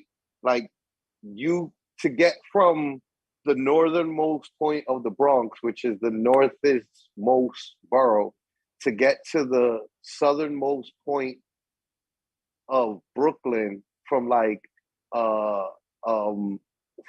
where Slick Rick is from to go to where the Warriors are from, which is Coney Island, is like we're talking about like 5 hours by train, 4 hours by train, for like depending on like even the train might like end up going through train traffic at that point. You know what I mean? Like because it's like literally the longest distances and shit. And that is like cutting through traffic and shit. Like once you do it through traffic, it's probably like the same amount of time, but it's like, it's a lot, yo. Like it's not easy. Like even me, who's at the southernmost point of the Bronx, I'm still like a solid 2.5 to 3 hours away from Coney Island. Like it's just super far, you know? Like it's not right there. Yeah, bro. Like it seems like such a different world over there. I just remember like this time. I think it was in person. We were talking, and we were talking about like, you know what, like I guess what the city was like when we were kids, right? And you were telling me how like at a certain age, every kid gets like a Metro card, right, or like a subway card. Yep. Or something like that, and that's like super foreign to me, right? Because like we have a train system out here, but it's really like kind of like a linear train station. It'll go here, it'll go here, it'll go to like these 8 stops in Oakland or these like 12 stops in San Francisco. You know what I'm saying? And then that's about it. Right. You know, we don't do like people depend on it, but not like how New York can just go, you know, up the block and. Yeah, New York is a totally different animal than that's one thing that we have that's totally different than the entire country, is that like New Yorkers sometimes are born, live, and die in this city and never learn how to drive a vehicle because the train system is that thorough and can get you everywhere. So you're saying like the Bay Area be that big in a shit public transit? Because that's wild to me. I'd be more on that bus card vibe where like it's the same thing as part of our school system, even where like you got an ID for it and everything. So it's like public transit, bro, you know? Like you learn to drive because like it's more as a status symbol than it is out here. That's why I was apprehensive about like wild. So you got to drive to survive, right?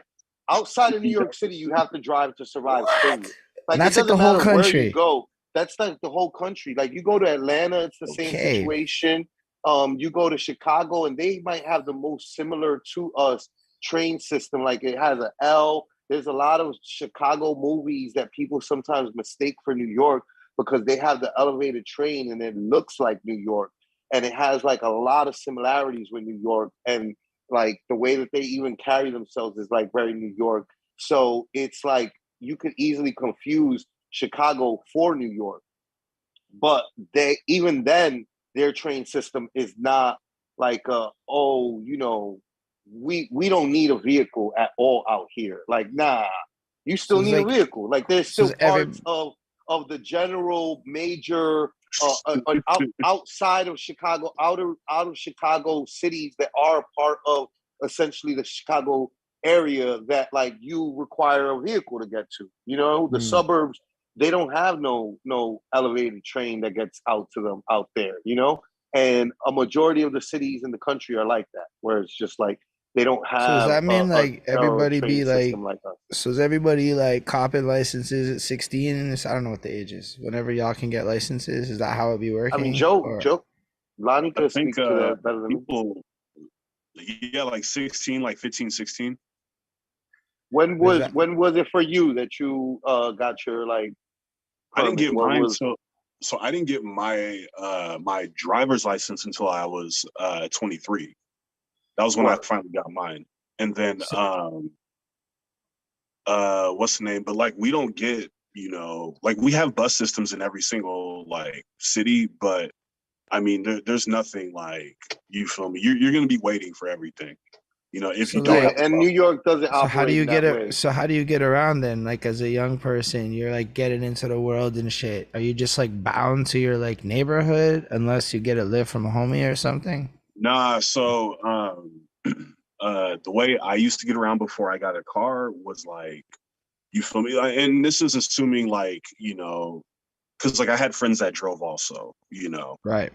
So That's what I figure is the actual thing. Is like to me, I'm sorry to cut you off real quick, but like this is actually fascinating as well because like when I watch all those like coming of age movies, white movies, right, in high school, and they have this whole like pulling up to the school, like kids driving themselves in high school. To me, that's like yeah, it's wild. That never happened. Ain't nobody needing a car. Like Fuck it. Nobody's Maybe driving the to rich school. kids in the more suburby parts. And I had the privilege of like in high school having the culture shock of like in 96 moving from New York City public high school and New York City living my whole life to living in Honolulu, Hawaii. And it kind of was that movie vibe of like it's a campus for your school, high school, and like kids are driving themselves to school. And I was just like, what? This is crazy, yo. Like, yo, these motherfuckers got cars in fucking high school and shit. And in New York City, it's not like that. Like, nobody has a car in high school like that for the most part, like ever. Well, bro, it weirded me out because I remember you told me that like you and somebody else told me that there's no parking lots.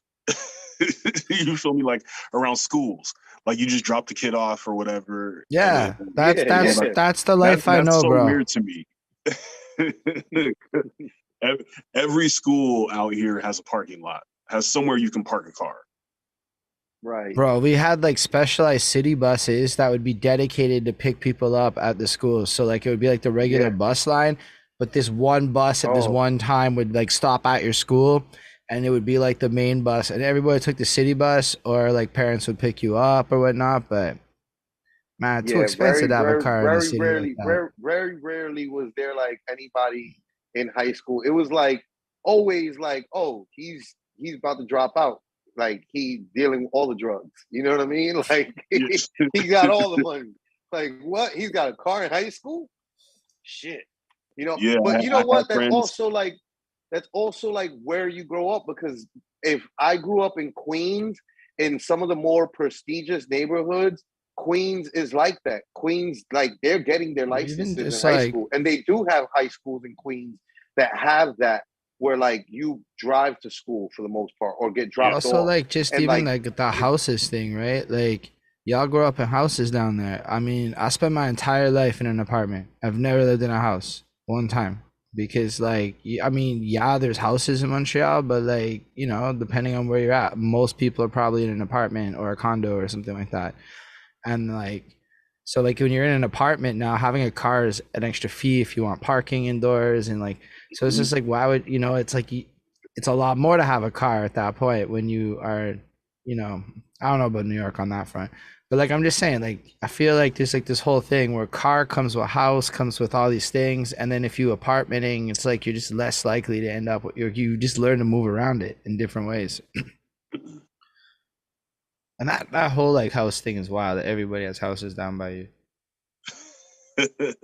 Yeah, no, like, I mean, it's like different. actual neighborhoods with Because like everything's buildings here, even if they're not all tall, they're not New York. Everything's buildings are your condos, triplexes, everything. It's not like people have houses. yeah, Yeah. with a front Now, lawn. Montreal, Philly, Toronto, Chicago, Boston.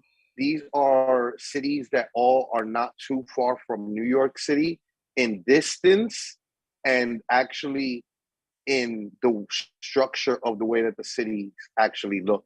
Like there's a lot of similarities. That's why like Jackie Chan's Rumble in the Bronx was filmed in Toronto. And a lot of times when you can't film in New York City, a lot of times when you want to film in New York City and you can't afford to film in New York City, especially in the 80s and 90s before there was the advent of the internet like that, they would shoot a lot of movies in like American-made movies being shot in Toronto. They shoot a lot of shit in Montreal, like to this day. And other places, yeah. But I think that the place that the industry kind of looked at as like the closest to New York City in like in look and feel was Toronto, as far as like where they could also shoot and was cheap to shoot shit like that. But the point is, all those cities still they reflect. Like I've been to Montreal, I've been to Toronto, been to Chicago, been to Boston, been to Philly. Like these are all cities that absolutely, like I can tell you as a New Yorker that like I've been there and been like, this is very New York like. You know what I mean? Like this made like this one thing. This like the overall city is not like New York City, but this one thing that the city has is very New York like. In Montreal, I remember in old Montreal, that reminds me of like Wall Street area of New York City, where it's like cobblestone roads and like has this very old, which kind of like reminds me of like in San Francisco, like that area, like they've got little areas that like there'll be cobblestone, or there were cobblestone roads. I don't know. I haven't been so long, so I don't know if they're still there. But like, you know, it's these major cities that be having these like, once they started building major cities in America, they had like an idea of what they wanted to kind of stick to, you know? And I think it's just that the Bay Area is different than any other major city because it's an area and not just one city. It's a cluster of cities. And those cluster of cities then make up kind of like a same type of vibe as New York City, because New York City also encapsulates so many different cities within itself, because the boroughs are essentially cities. Each borough is its own city. And then within the city, each borough has its own little towns that have different vibes to them. And that's what makes up the overall culture of like the whole city, similar to the Bay Area, which makes up the culture of like the whole area. And that's what it's looked at as, like, you know. And see that those are things that like I would piece together listening to songs, you feel me, and hearing different like me being in like, you feel me, like 11th grade and hearing Jamaica Queens on 50 Cent's album, and I was like, but I thought it was only Queens. You know what I'm saying? Right. Or you thought it was, you thought it was Queensbridge, right? Like a lot of people end up having, because there were so many popular rappers that came out of Queensbridge projects. No, I feel like what he's saying. No, I feel that shit though. And the thing that kind of like said for a long time there in Queens was like Queensbridge, you know. And so people sometimes think that like, oh yeah, Queensbridge, right? Like that's it's more like the idea of sub neighborhoods, and like then you get to Queens and all of it is that neighborhood that Nas and them are talking about, right? And it's just like, nah, like they're all wild pockets. Like there's Jamaica, there's fucking Queensbridge. Because when Queensbridge really refers to is still shortening, it's still cutting off the projects. Because that's what Nas is from. That's where Havoc, that's where a lot of that Juice Crew shit was from before in the 80s, Coogee rapping them, and it's all of them were from Queensbridge projects, or a majority of them. and so it's right by the Queens Bridge that leads you into Queens from Manhattan. But it's also the biggest projects in New York City. Like when you get there and you look at Queensbridge projects, after you like lived in any other projects in New York City, even in the Bronx and Brooklyn where we have really big projects, like you go to Queensbridge projects and you're like, what the fuck? This is like Co-op City, or like it's just these areas that like are like, whoa, there's a lot of buildings. Like these the projects here, like this is a lot. Like it makes Marcy projects look small. It makes any other projects that you could think of from New York City look small compared when you go to Queensbridge projects. But they're not like, it's this one little cluster right as soon as you get off the bridge, that big ass neighborhood of Queensbridge projects. But and then Queens has all these other neighborhoods that Tribe Called Quest is from, that LL Cool J is from, that Run DMC is from, that are nowhere near Queensbridge, you know? And then you have 50, who's all the way at the other end of Queens, with Jamaica. Jamaica's like near the end of Queens, right before Long Island. And then you have like where Max B and Stack Bundles and Chinks Drugs are from, which is I just disrespected these motherfuckers. All right, let's move on from New York City. Joe, let's let Holden get into his first question. Wow. How long are we in this? A whopping How long are we fucking in this? I'm like, man. Nah, I mean, you know what though? Because it's still important. We still have to build on Joe's Lonnie's childhood, and like I'm curious to know. Hour 26 in. You know, like I'm curious to know what the life was like growing up. So like, let's get run to it. Holden. Let's run it. Let's run it. So yeah, basically I got opening questions, a bit of a lengthy question, and then when it lands, we'll run it.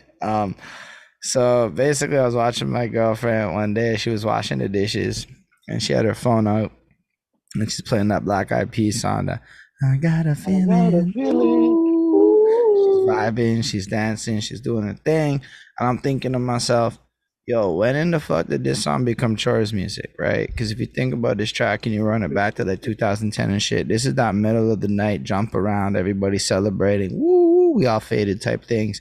Even the kids was on that shit. Everybody loved that song. Then we run it like 10 years, 11 years in the future. We all grew up. The song didn't change at all because it's a song, but we evolved so much that our relationship with the song changed so much that now it's our chores music. It's that shit we put on when we bored and we wish we was kind of back in those celebratory moments when we doing our whatevers. Yeah. And I got thinking about just the journey that we as musicians and such go on with music and the relationships we all have in it. Like, think about them 20-year-olds running around with the drills and shit. They have no idea that that's the future dishwashing music or their future adulting and shit. They don't know that when I heard Pop Smoke, it jumped straight to the dishes washing because, like, I'm already at that place in life and that's just how it be. And I got thinking about, like, in the past, how, like, you know, like when you watch interviews and you see how people kind of talk about their stories, how, like, you know, everybody seems to start at the age of like 11 or 12. Yo, I first fell in love with hip hop at this age, or I started writing raps when I was 11, and basically puberty, identity, we started attaching ourselves to it. But it made me realize that as far as the music portion of this goes, the story starts like way back when you were in whatever place it was when you were born. There was probably in the hospital or whatever, some music playing and a little baby Lonnie absorbing that.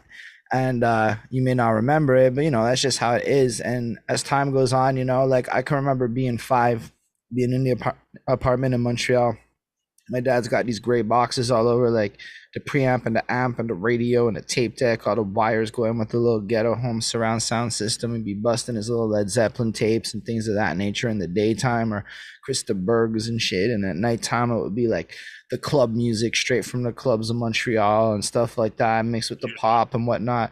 My mom's, it was more disco and it was love songs and Disney and all of that kind of vibes coming around. And all this shit surrounded me back when I had no control at all over what I was listening to. It was just the stuff that was forced upon me by the units of control of my life.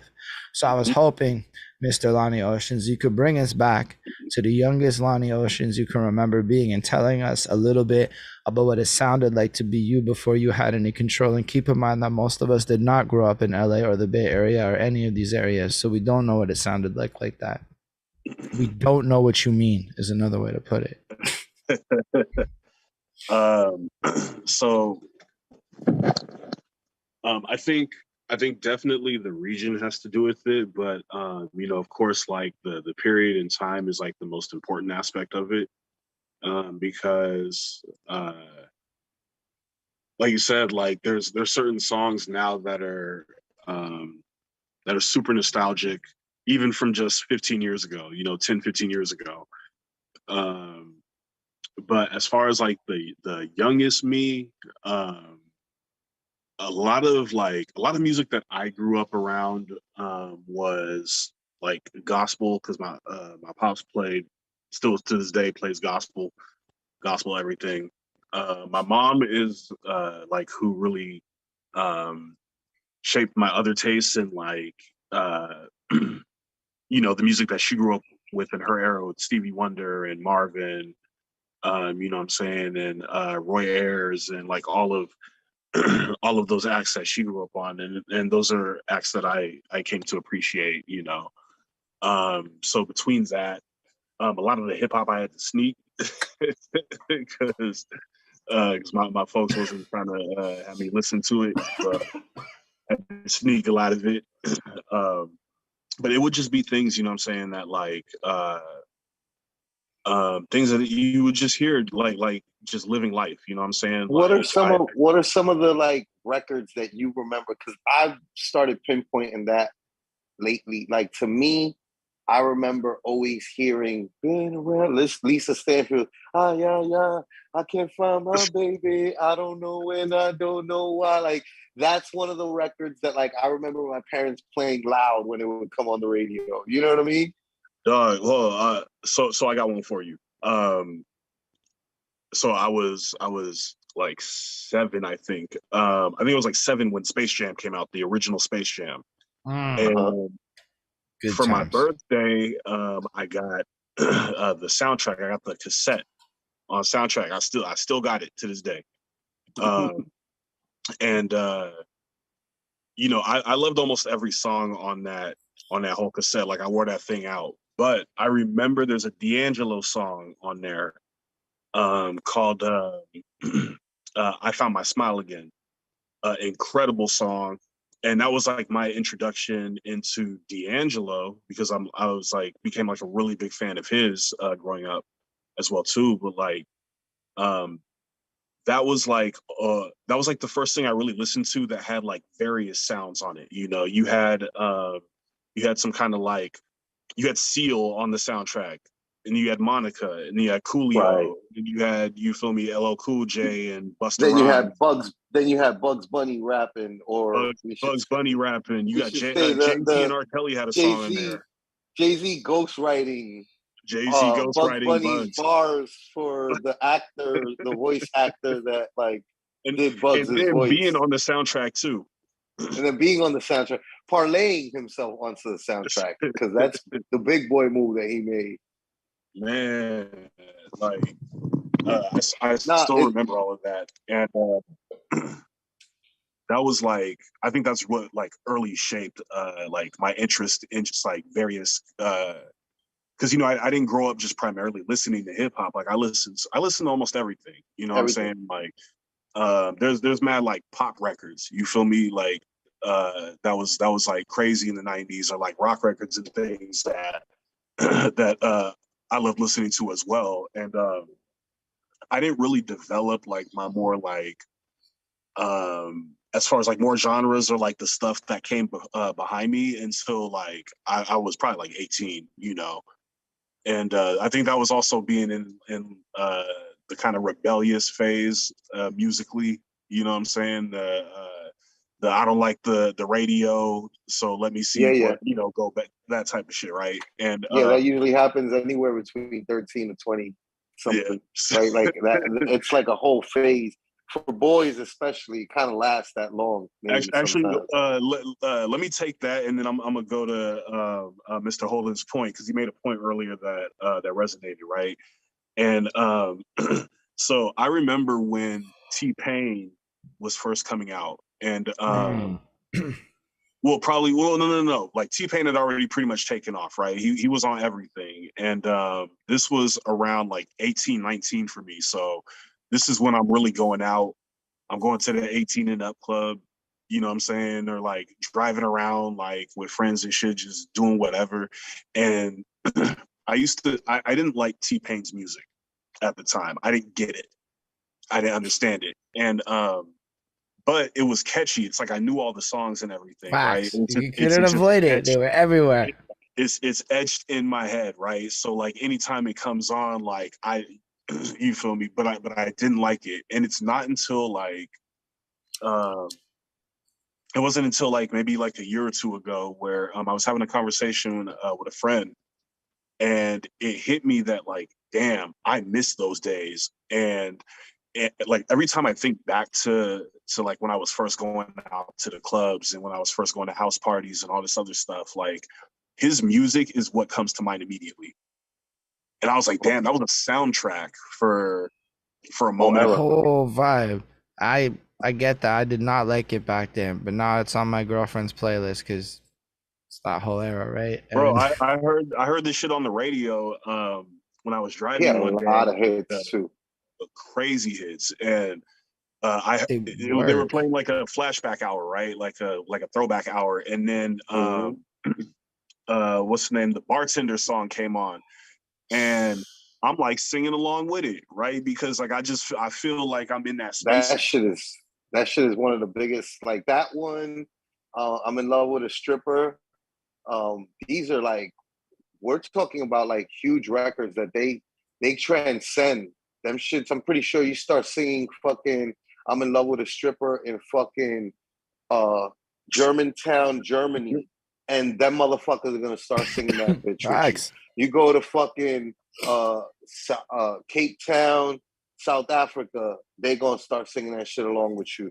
You go to fucking Bangladesh, go to fucking South Korea, Seoul, like everywhere you go, these are records that like these are our modern day, the way that we look at, you know, those records that you like, those artists that you were talking about, like Roy Ayers' biggest hits, and mixed with Stevie Wonder's biggest hits. Like he's almost like essentially the Stevie Wonder, or you know, the Roger Troutman of our era. Like, you know what I'm saying? You could not, like, you couldn't go anywhere back then with at least 5 T-Pain songs coming up. Absolutely. It was either him or Akon, and at that him and time, Akon, facts. And Lil Wayne. I was gonna add a Lil Wayne in because I'm like, and the Lil Wayne Drake combo, and that came. And of course, Jay-Z somewhere lingering in the background, just doing Jay-Z shit. Like, picking and choosing. Once he came out, it's like he never stopped being relevant. So it's like every 3 to 4 years, depending on what, you know what I mean? He's moving like. There's at least a Jay-Z hit for every decade specific party. Like there's a Jay-Z hit for pretty much all the vibes. And then and then beyond the hit, there's still those others that it's like, it's not a hit like those Bartenders and those other super major smashes, but for some reason they're like the one that everybody in your town ran to. You know what I mean? Or I feel like You Don't Know is one of those songs. You Don't Know is one of those songs. PSA is one of those songs, right? Yeah. Like, allow me to reintroduce myself. Yeah. My name is Holden. It's like, hey, who's not gonna cheer with that? Or even if you hit, but like at that point, 99 Problems is one of his biggest hits. You know what I mean? So like most people will know, like that'll kind of like everybody will know that, but it's like that might not play at the party. I put that on my mom would probably identify that song. Probably a white party that plays like 99 Problems. That's when they're like, hey, now we're getting absolutely white parties play that shit. 100. Yeah. Or Dirt Off Your Shoulder was the other big one, because then you could be like, that was a Who bigger does hit not for want to him. do that I shit? mean, it's weird. It's weird for Hov. He's had a weird career where like he does not have these like he was not Drake. You know, he did not have those like. Let's stop. Let's get back to you, Lonnie. Now we're talking about Jay too much. This is crazy. It's all right. I'm more curious I'm about your having childhood. fun, man. So I Lonnie, mean, Lonnie, let me ask you something then. When you was before the 18 and your rebellious things, did you have interest in creating music? Were you like, what kind of hobbies and stuff partook a younger version of you? So before I ever wanted to like take or like ever wanted to participate in music, like I used to draw. Like I wanted to do cartoons. You feel me? I wanted to draw Okay. comic books. So like you know, I drew a lot as a kid. I would draw comics of like me and my friends. It should like you feel me like you know what I'm saying? Like I would sketch I sketched I don't do it as much anymore, but I take a lot of creative energy from that in like other areas of things that I currently do. But yeah, that was like my biggest hobby. Like I love drawing. It was like the most therapeutic thing for me, you know what I'm saying? And yeah, music didn't come until you know what I'm saying, it's probably till I was like 15, 16, you know, and then um being in high school, right, and just writing rhymes, but not being thinking I was serious about it, but I'm not. You know, you're not being serious. You're just trying to figure out what's going on. You know, and yeah, and then it wasn't until it was like 18 when I decided to start. No, I'm tripping. I was 21 when I decided to start making beats, and then you know, from then on, then like that became you know my life pretty much. So it's like you were doing comic books and then you were pursuing that. And then what made you shift into like, I'm going to start writing rhymes? It was so I went on like a field trip. I think my folks took me on this little field trip when I was like 17 to an art institute in San Francisco, and I remember walking through it and hating it. Like it didn't seem like an environment I would thrive in, or like you know what I'm saying, that I would ever want to be in personally. And I That's was already actually kind of funny. I was kind of dibble dabbling in rhyming and shit anyways. You know what I'm saying? But I think by then I was like, you know what? I think I would rather put my energy into writing than being like around all these kind of people, you know. So yeah, it was like 17 when I decided to And take it serious. were you like at that point making songs, showing people, performing it all? No. I was still like really figuring out how to rap, you know, at that time. And like you know, I had a couple of friends I would do it with, but not a lot of people um not a lot of people like around me rapped, and the people that did were like completely different than me. You know what I'm saying? To where like there was no real synergy with it. I was heavily like influenced by underground hip hop when I was in high school, as a lot of kids were, you know, and from my era. And so I felt like I was trying, you know, I think I was trying to like form my style out of that, you know. Was it word. like the local or underground hip hop or just the more popular stuff? Cause like, wasn't Both. it like Del the Funky Homo Sapien and all them hieroglyphics cats out by you? Hmm. Yeah, they grew up in I was Oakland gonna say that. I was gonna from say that Berkeley. it's exactly that. So I would assume that that's like the same thing with New York City, where like because we had so much right, like Talib Kweli Most Def and Raucous Records, and if not before then, like depending on what we consider underground, right? But like Hmm. there's all this stuff that comes out of the city in the underground of the city. Yeah. that it helps kind of influence the way the path to the sound of that. Right. But back then, I think back then, even out there, it was always kind of like everybody was different. Like, you know, like all the underground acts were very different from each other. It was So, a like, lot more diverse back then, definitely, than it is now. It was a lot more. Well, no, I can't say that, but like, because it's still, the Bay's still like incredibly diverse, like Scotland. More so, I think of like the platforms that are like popular out here that showcase like, you know, one type of thing. But no, and it's always been diverse, like, and especially like back then, you know, like I remember my homie Kyle gave me he gave me a copy, or he like burned a copy of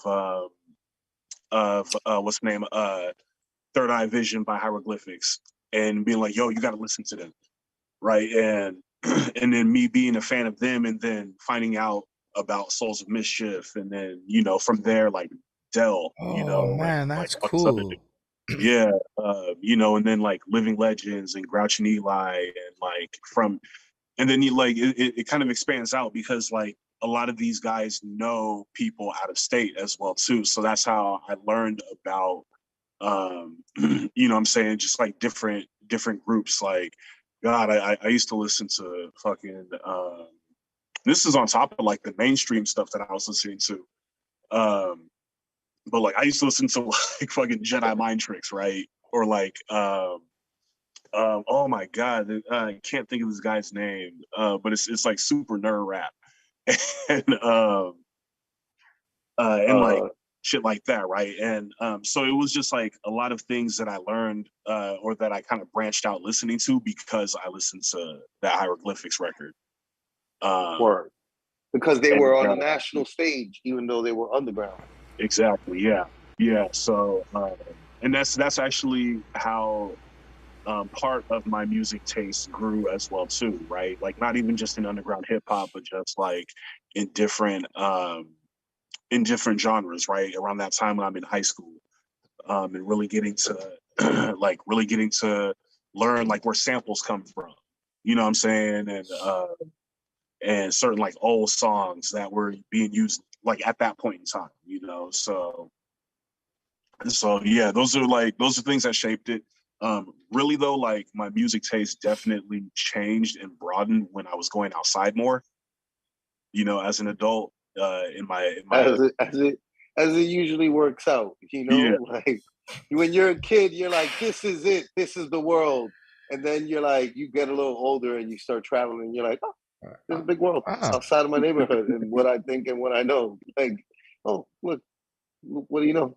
I like other things, right? Like, and then just getting to your mid-20s, and then having experiences, like having like experiences of your own with this music, right? You know. So yeah, before your mid-20s, what made you go, I'm gonna start making beats? Because that's a whole other pivot you said you made from the rhyming thing. So you're rhyming, you're doing your thing, and then all of a sudden now you're making beats. I was gonna ask what you made beats on first, like that you were able to make beats. So, all right. So back in the days, the reason why I started making beats was because back in the days, I would go on people's MySpace pages, like producers' pages, and I would like screen record, or like fucking take the beat or whatever, like record the beat playing, and then, you know, and then rap over it and shit, right?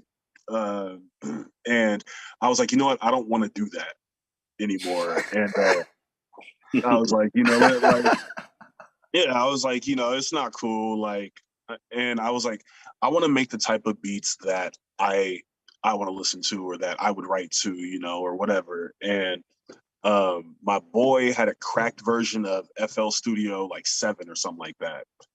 Hey, that was the Fruity Loop 7. That's what I wanted 7. to get to. What was the hardware? What was the software? What was the with producers? It's always 7, all the way up until now. I use 20, like when I went legit.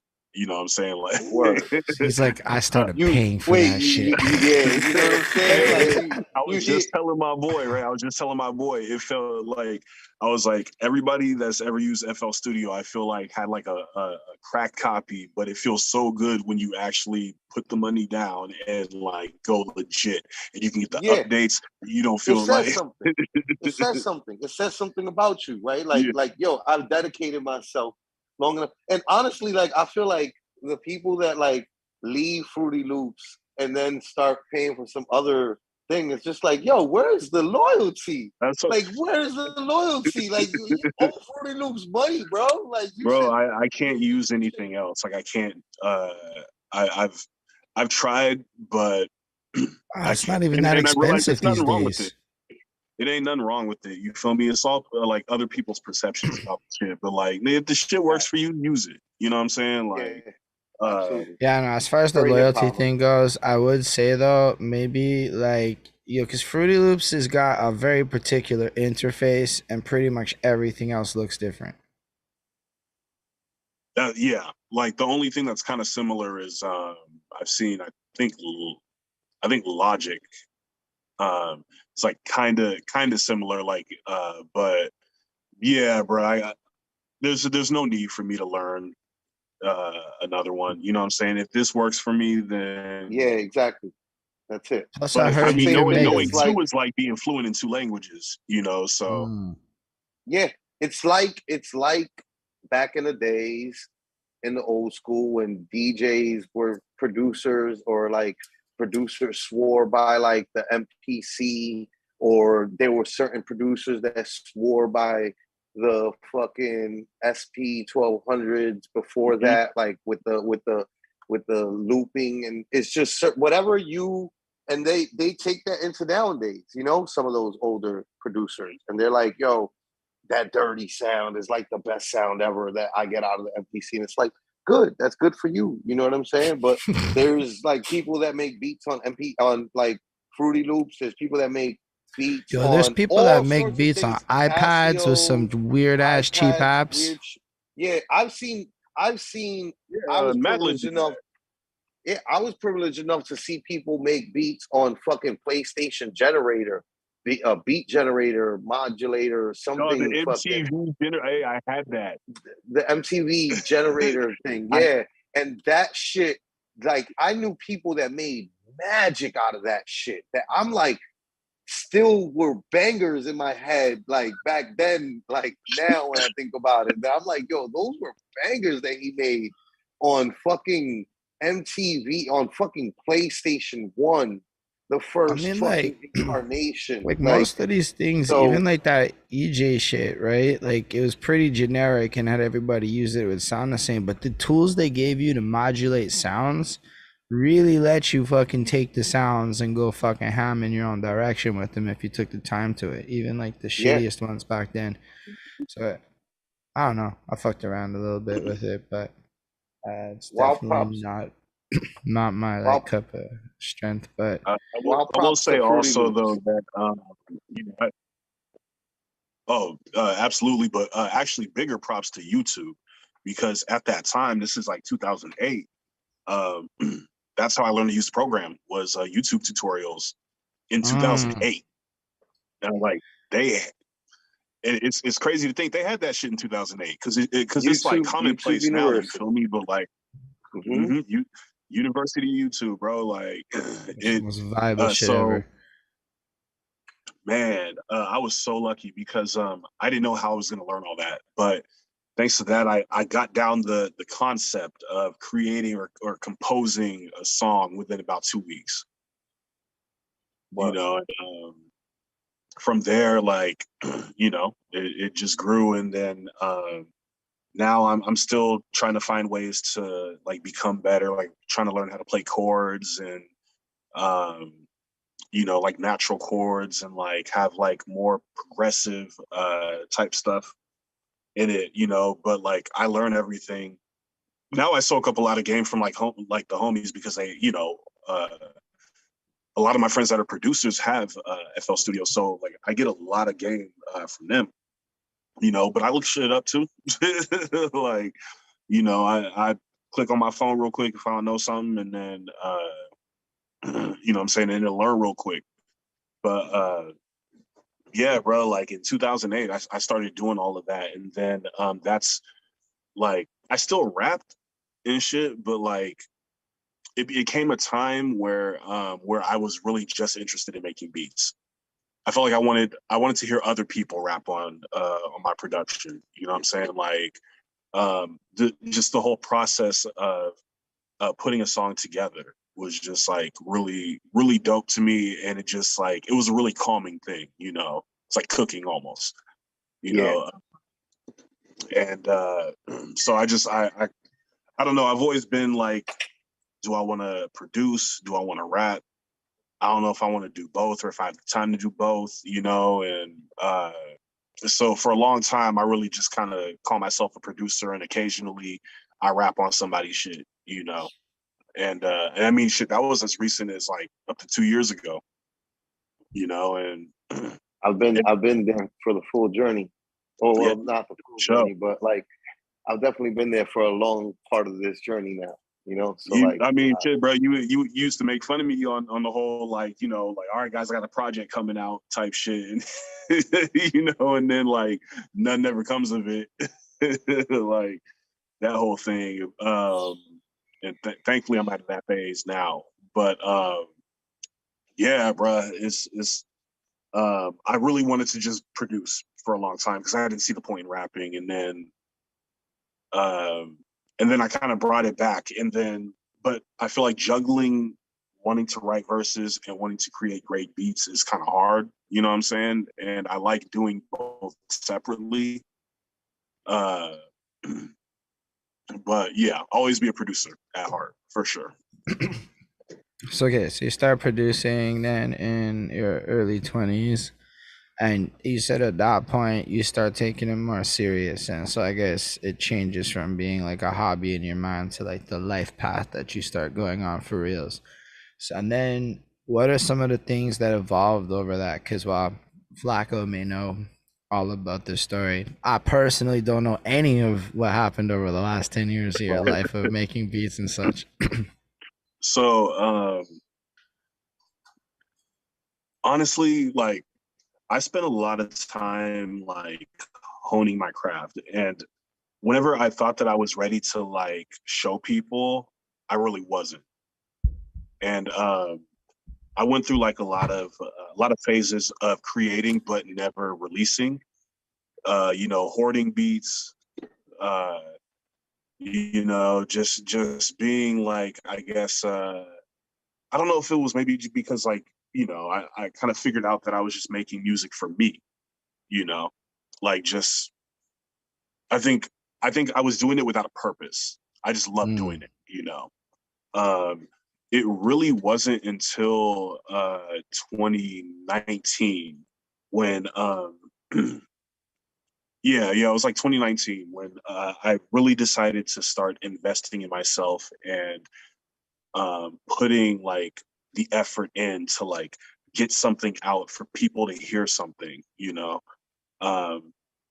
And you know, from then on, like I bought new equipment, I got new stuff. I learned a whole bunch of things that I did not know prior, and just kind of set myself up to continue to get better and better and better and learn more and more and more. Because like also, you know, it was at a point where it's like I felt like I was just making the same kind of beats, you know, and I just wanted to create something different. So there was so much that I learned like over that year period, you know, and experimenting with different stuff and learning how to play my own compositions and you know, like learning about synths and all this other stuff. And that was when I was like, okay, I'm gonna take this serious. Like this is something that I can do because I'm creating like some really dope material right now, you know. And for a lot of people, like a lot of people that don't know, like, so I've released 2 instrumental albums already. That's pretty much how I like jumped into releasing music. I released. I remember that, and also before the show when we played, I was trying to tell you earlier when we before we do the actual show live with the guests, we, depending on who they are, like we had Jay Smooth on. Jay Smooth is a rapper or a DJ. He's a radio personality. So like we played some of his interviews that he's done. He did a TED Talk actually. We played his TED Talk, and we played some clips of some interviews that he was on NBC. If it's like a battle rapper, we'll like play his battles. If it's like an artist, we'll play his music. We'll play your videos, you know? So like the first thing that we started with was Holden was playing your beat tape, you know? So like, yeah, definitely. Like that's the thing that like is easiest to find of you immediately out there that, you know. Yeah. I mean, I've learned to go look for the topic page. Just look for the topic page. That's where you're going to find all the music they released. And, yeah, because like a lot of people are starting to get like introduced to me as just a rapper, and they don't know that like I do like I do a ton of production, and you know what I'm saying, like but I had 2 full projects before I ever put out like anything on streaming with me rapping, you know, and like minus SoundCloud or whatever. But yeah, those actually shaped quite a bit, because I still feel like that was a high for me, and that was like a peak for me creatively as far as making beats, you know. I actually have not I haven't made anything. I think I made 2 beats this year, you know, just because I've been focused more on the writing and a whole bunch of other stuff, right, that we'll get into. But yeah, I got to get back into my producer bag, because like that time when I did, you know, If Only You Were Here and the Ridge Racer tape, like those were times that I was like experimenting quite a bit with stuff, but just building everything on my own. And that was like, that shit was, it was fun, man. It was fun. I was learning so much about, not only just about the program and about my creativity, but about myself too. Like I found a lot of myself through that. You know what I'm saying? Even being, you know, at the time 33, you know, like I was still discovering things about myself and my dedication towards what I love doing, you know. But yeah, that's always gonna be a part of what I do. So I wanted to know, because right, like you were talking about this production and artist journey, right? But like I became a fan of you and got to know you through Grind Time. So like in the middle of when in all of this journey was it that you were rapping? So when was it that you discovered battle rapping? So I still remember the first I remember a lot of shit when it comes to battle rap somehow, but the very first battle I ever watched, like on TV, it was a battle on MTV, and this was probably like 1999 maybe. One of the guys, I remember his name was Elgon, and I can't remember the other what was dude. His name? Funny thing about it, Elgon. Elgon. Yeah, I remember. I still remember that shit to this day. And then I was already intrigued, right? I was like probably like 12 years old or something like that. And then I used to watch Lyricist Lounge show when it was on, and when it was on MTV. Yeah, that further got me into it. So then by the time like, you know what I'm saying? By the time like YouTube rolled around, right? Like when it first, I'm talking like 2005 through 2008, right? Like I would be, I would search for rap battles on YouTube. You know what I'm saying? Like I'd just be curious. And that's when I would get like a lot of, you know, you get like the Smack, you know, the Smack DVD shit. They would put all those battles on there. Jump Off, I just ran into, you know what I'm saying? And just searching the internet for fucking rap battles and shit. and then realizing that you know, a lot of these cats that I was watching are out actually from out here, from out my way, and I was like, damn, I had no clue about any of this shit, right? Because like, you know, I would be, you know, I would go to like Oakland for things, but it wasn't, you know, it's like going with my folks.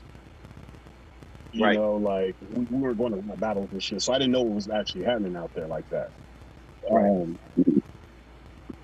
But yeah, like I learned about like the what's the name, Tourette's Without Regrets in Oakland. You know, I'd never battle rapped. Actually, no. I would battle like here and there on some funny shit. You know, like random people out and about, like shit. I battled at a Lupe Fiasco concert in 2008. I battled like outside.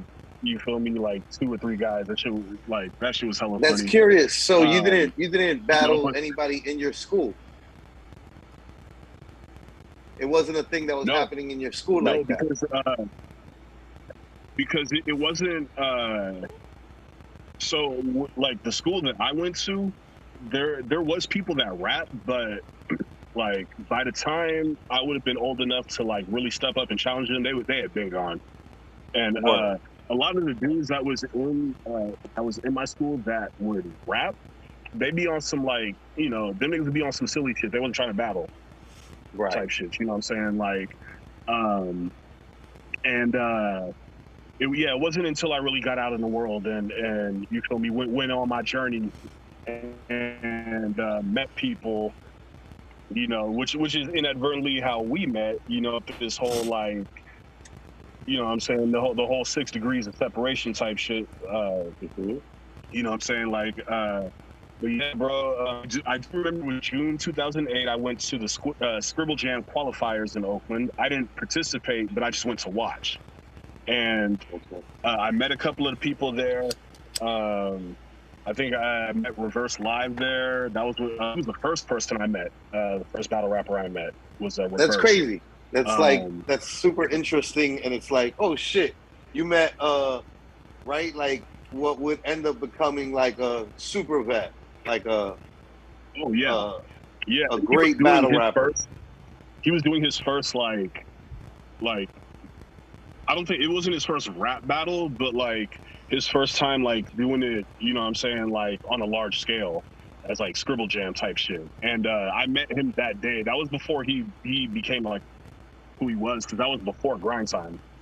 This was like 2 months before Grind Time, right? So so I met him. I met Lush that day. I think I met Thesaurus, maybe Madness.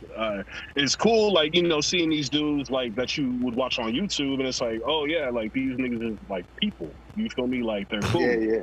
You know what I'm saying? Because all you get from that is their battle rap persona, right?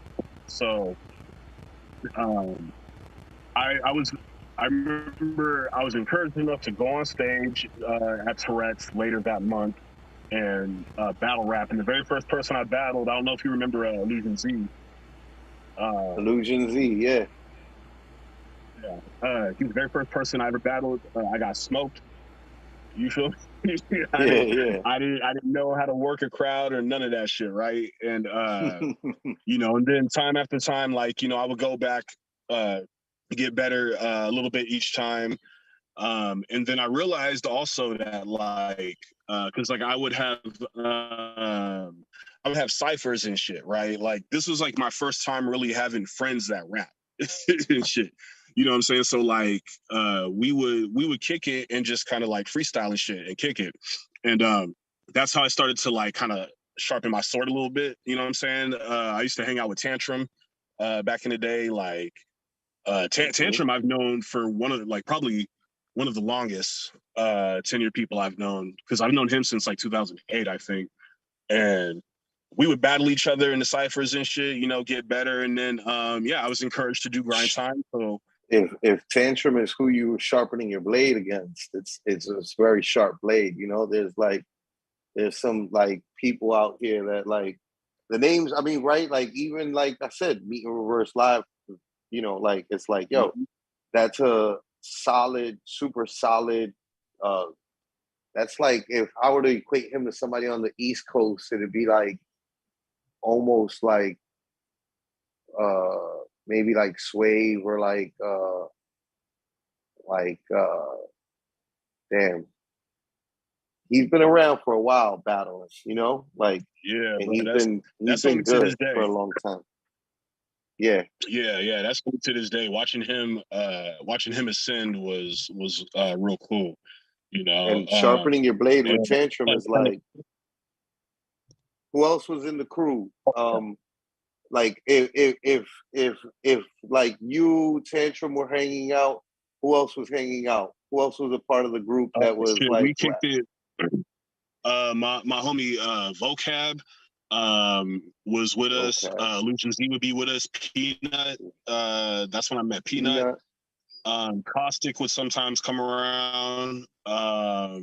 It would just be like sometimes we would go down to like we would go down to Santa Cruz because Santa Cruz is south of us, and a couple of times we went out there and kicked it with Reverse because Reverse knew everybody that I knew. So I would like rap with him and shit. You know what I'm saying? We all drink together. You feel me? Those were some cool ass days. You feel me? And How really old just were you? I really appreciate it. I was 20. It was a bad time to freeze. It was like 20 something. 20, let's see, you're going to say 21, 23, 22? I'm going to go 23. Gamble on it. I feel sometimes when somebody maybe freezes, 21. I feel like tapping the screen and shit. Tapping the screen, seeing if that works. Refreshing that doesn't work. No. I got 24. Right, 24. So you got 20. So's is throwing in. Yo, what's up, Big Ox? All right, Big Ox, how old do you think that Lonnie Oceans was as he was hanging out with the battle rapper crews? Oh, he's gone. No, yeah, he'll be back. So's is with us, so 14. Nah. He said he got cut off while saying he was 20, and like we didn't get to the other numbers, so we know that it's going to be 20 something. Yeah, 20 something. Now the question is, what age in the 20s? Yeah. I'm betting like 22, 21, 22. I'm going like probably right around the time I think that he was thinking about wanting to be a producer.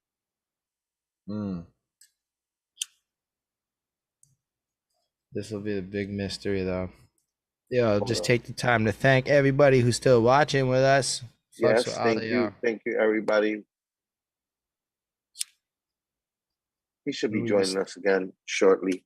I'm pretty sure it's just technical difficulties of the internet era. Difficulties of the instant era, exactly. I mean, we can be grateful that this is taking place across 3 locations. Imagine his phone ran out of battery. Probably also a likelihood.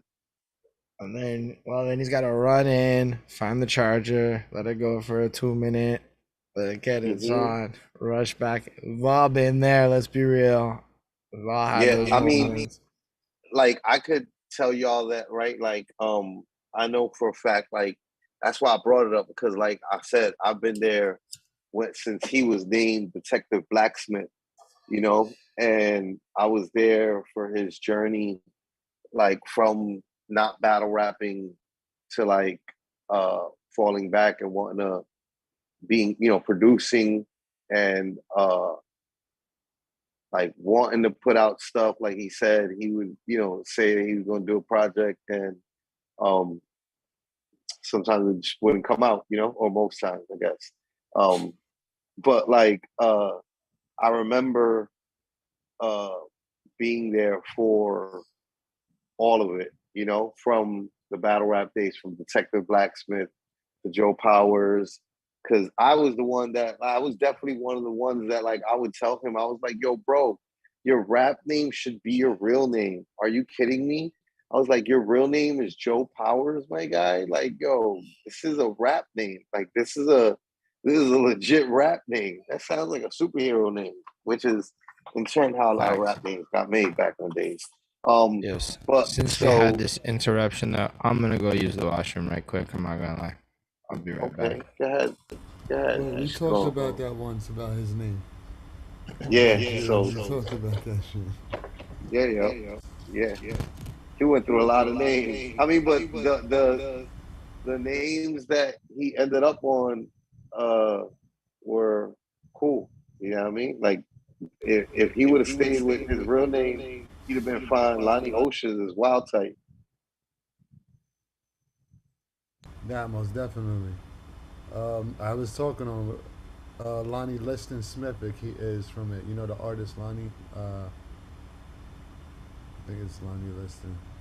He's like a soul artist. He said he took the name from that because it's like one of his favorite artists. So that's where he got his first name from. And Ocean's because of the wave.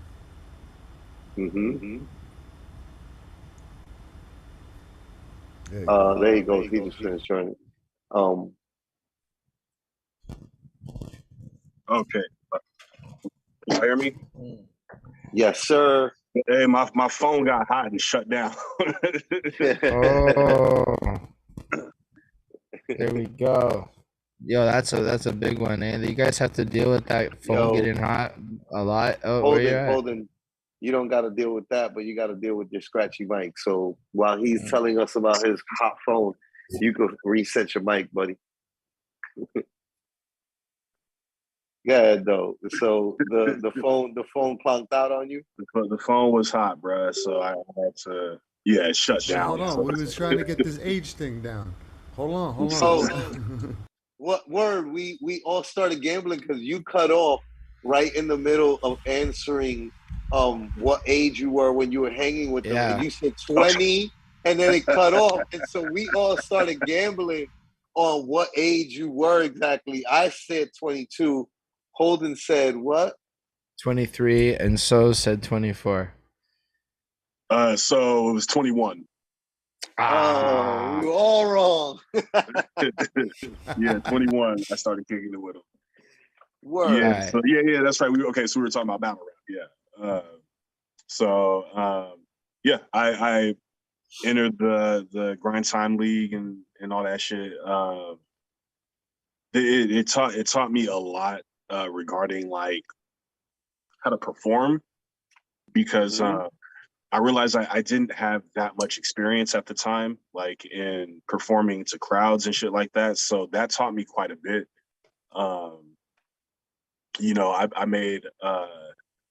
I made quite a few friends, and acquaintances through battle rap, which I'm always thankful for. But it came a time, I think it was like maybe like 2010 or something like that, where I was bored with it. It felt like writing a book report, like it was, and I felt like I wasn't getting it down at the time, so I just decided to focus on other things, right? And then just focus on like making beats and all this other stuff. So I took like a 5-year hiatus. Everything during that time really like blew up and became like larger. Smack had came in by that time. Like King of the Dot was like crazy at that time. I started entering, this was like 2015, I started entering Q's league, Power and Respect, which was like by nature was like smaller than all of the other major battle leagues, but the environment was perfect for me because it felt local, it felt homegrown, especially the events that Q was throwing. And that's where I really like honed in like performing and bar structure and all this other stuff, and seeing what really worked, and what I was doing was working, and so from 2015 to 2017, I did I did some battles I did great in almost all of them. It was like maybe one I didn't, I wasn't too good in, but yeah, that was a fun time because the way that like Q would throw his events was completely different than like the larger scale events that I've been to. And in what sense? um so Q throws PNR events like he's a very big wrestling fan, so he draws a lot from that. And the way that he kind of sets up the storylines between the battlers was really dope. Instead of just you're dope, you guys are gonna battle type shit. Like Q would put a lot of thought into why these two individuals are battling. What's the story behind it, or what story can we create out of it? And it was like it was the entertainment aspect of the battles that was really dope. But the coolest thing was that like, and it's funny, I was just telling him, me and him, he's like one of my best friends. But me and him were talking about this like a week ago, and I was like, bro, like the way that like he didn't choose large venues. Q generally chose very small venues, and he did that on purpose, to compensate for a smaller crowd. But it gave it a much more intimate feeling, and it was a feeling like we used to do battles at this place called The Study up in Sacramento, and it was like a clothing and skate shop. And I remember like the fucking the people next door, like they were like a small little grocery store, like they would give us discounts and shit, you know what I'm saying, because we would be giving them money, and like it was just like a dope like community thing. That's what it really felt like, and performing for that crowd was a lot of fun. It wasn't anything for me to like be nervous about or be like anxious about or anything like that. We was just having fun, and that's the aspect of battle rap that I missed, because I wasn't having fun with it when I was doing grind time. It went from like playing like pro ball to like just shooting around the court around your way with some homies that you play ball with your whole life, right? And that made it have that feeling again of like, this is what I fell in love. But it was also like it was like that. It was that feeling, but it was also like some of the most competitive ball, that I ever experienced, yeah. Right? Like, and like playing at the Rucker. Yeah, and that's what was exactly just like the Rucker, right? Or like Drew Lee type shit, like where you just get to show in and show out, and that I love that aesthetic, just because doing like having to deal with like main stage politics and shit, because there's always politics in battle rap, and it's always just weird shit going on, right? And I just wasn't, I was never attracted to any of that or wanting to be around any of that, and for me, like the people that at the time that I was cool with in battle rap, this is like the PNR era, like I felt like, especially because we were older, all of us are getting into our 30s or are 30 already, you know what I'm saying? So it's like we're moving a bit different now than I would have been in my early 20s doing grind time and shit. And it felt like at the time, like, okay, like I have this brotherhood and I have this, like this league where, people super fuck with me. I'm continuing to improve and evolve on this shit, and then come 2017, I do one last battle against Fate. Shout out to Fate. I did my last battle against him, and I said I was going to I was going to take a hiatus, a little sabbatical, because I was just tired of writing. I knew I was getting to that point where I was just getting tired, Getting daunting.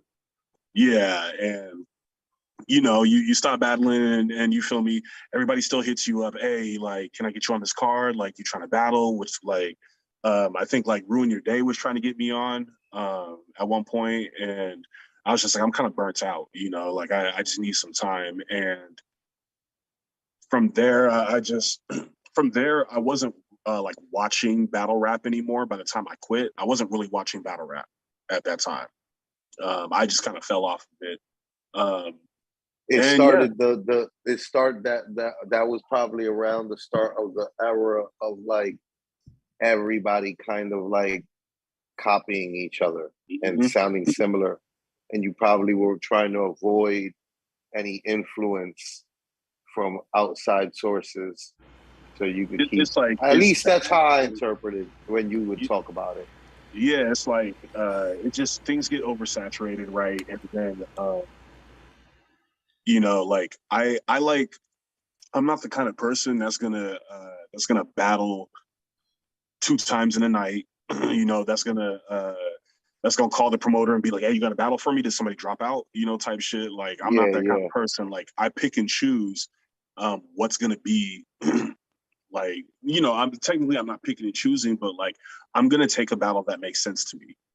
And Q did a good job of that, of putting me in front of people that made sense at the time.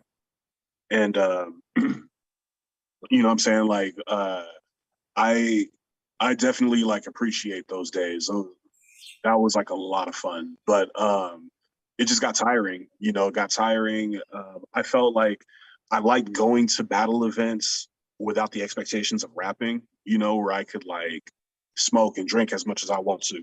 You know, and you know, and just kick it. Like, I like doing that. You know, and having to go about my bars and shit like all throughout the night, knowing I'm like one of the last people to go. That was like, no fun. Yeah, you feel me? It takes the fun out of it. It definitely. I never actually thought about it from that perspective, but like, you're right, and like, I think that's what like I had trouble with my shit at the beginning, because it was too much. It was like I went from like fucking, you know, yo, here's your training battle, and like, here goes your first grind time battle. Yeah. A month later, and like, yeah, bottom of the card, but and then like from that bottom of the card, it immediately shot up to like top of the card, and like sometimes too much pressure, too much ascension too quick, and too, you know, like that, like, you got to get used to those things and realize whether or not like you can do those things. The patience required to be able to keep your zone and be at the event, because you got to be at the event, because we need to know that you're not flaking on us for the event, right? Or and you definitely got to let it be known, because like, if you don't show up at a battle event, like, for context for people watching who never watched the battle, or been to an event or understand the world, right? Like, if you don't show up after a certain while, the crowd and the people, they know that you're on the card. They're going to the whispers begin. Like, is he flaking? Is he flaking? Is he scared? Is he afraid? Is he, you know, like, there's some people who immediately their reflex is like, man, I hope he's all right. I hope he's good. I hope it wasn't like an emergency or something like that, you know? And then there's usually like the promoters and the people who throw the event, and I can speak from that perspective. And like, usually, you know, like, depending on like how the communication is, like, I might be like, if you haven't communicated with me, and you know, or you have communicated but like sparingly, and like the communication the day of was like an excuse, in the back of my head I'm probably like, is that real? Is your mother really sick? Did you really you just calling out from work, motherfucker? I could say I've never and the patience required to keep your focus, being at the event live and being one of the last people that's gonna be performing, and like to hold your nerves and hold your grit and your desire, your ferocity to like just let it out at that moment, like, and be able to keep the rhythm of everything, and catch the crowd, captivate the crowd. It's like this. It's a crazy dance that like most people don't understand, you know, for battle rap. It's a lot of mental preparation. A lot of mental preparation. Yes. Yeah, absolutely. Like, especially You know what I'm saying? Especially if that's something that you're not used to, you know, and that's something that like I really kind of thrust myself into, you know, just to put myself out there, you know what I'm saying, and grow from it, you know, because like I grew a lot and I learned a lot about myself and about my craft, you know, as far as like rapping and shit through battle rap, you know, and It but sounds like it might have been a situation where, like, if you didn't do that, you might not have been doing that in your personal life, right? Like right, the like yeah. the energy of of battle, right? So like it sounds like it you almost were like, hey, I'd probably be like more seclusionary and more like, I just be going to the events probably, you know what I'm saying, like or chopping it up with people and shit, but just not participating in, you know, because like I still like to go out and do shit, but I just wouldn't be that kind of person that's like I'm gonna be you know what I'm saying, like they kicking the ciphers off, motherfuckers is rapping and I'm gonna just jump in and wow the crowd. Nah, like I'm gonna just stand and watch, you feel me, and just kick it. Because right. I'm a very low key person, you know what I mean? But Facts, I know that about you. very, very low key. But at the same time, like uh I like that battle rap prepped me for being in front of like people, you know what I'm saying? And you feel me, doing my thing in my way, you know, and people fucking with it. Like Yeah. that's still like a crazy concept to me in a way. Like and those are things that like, you know, I try to remember like performing music, you know, and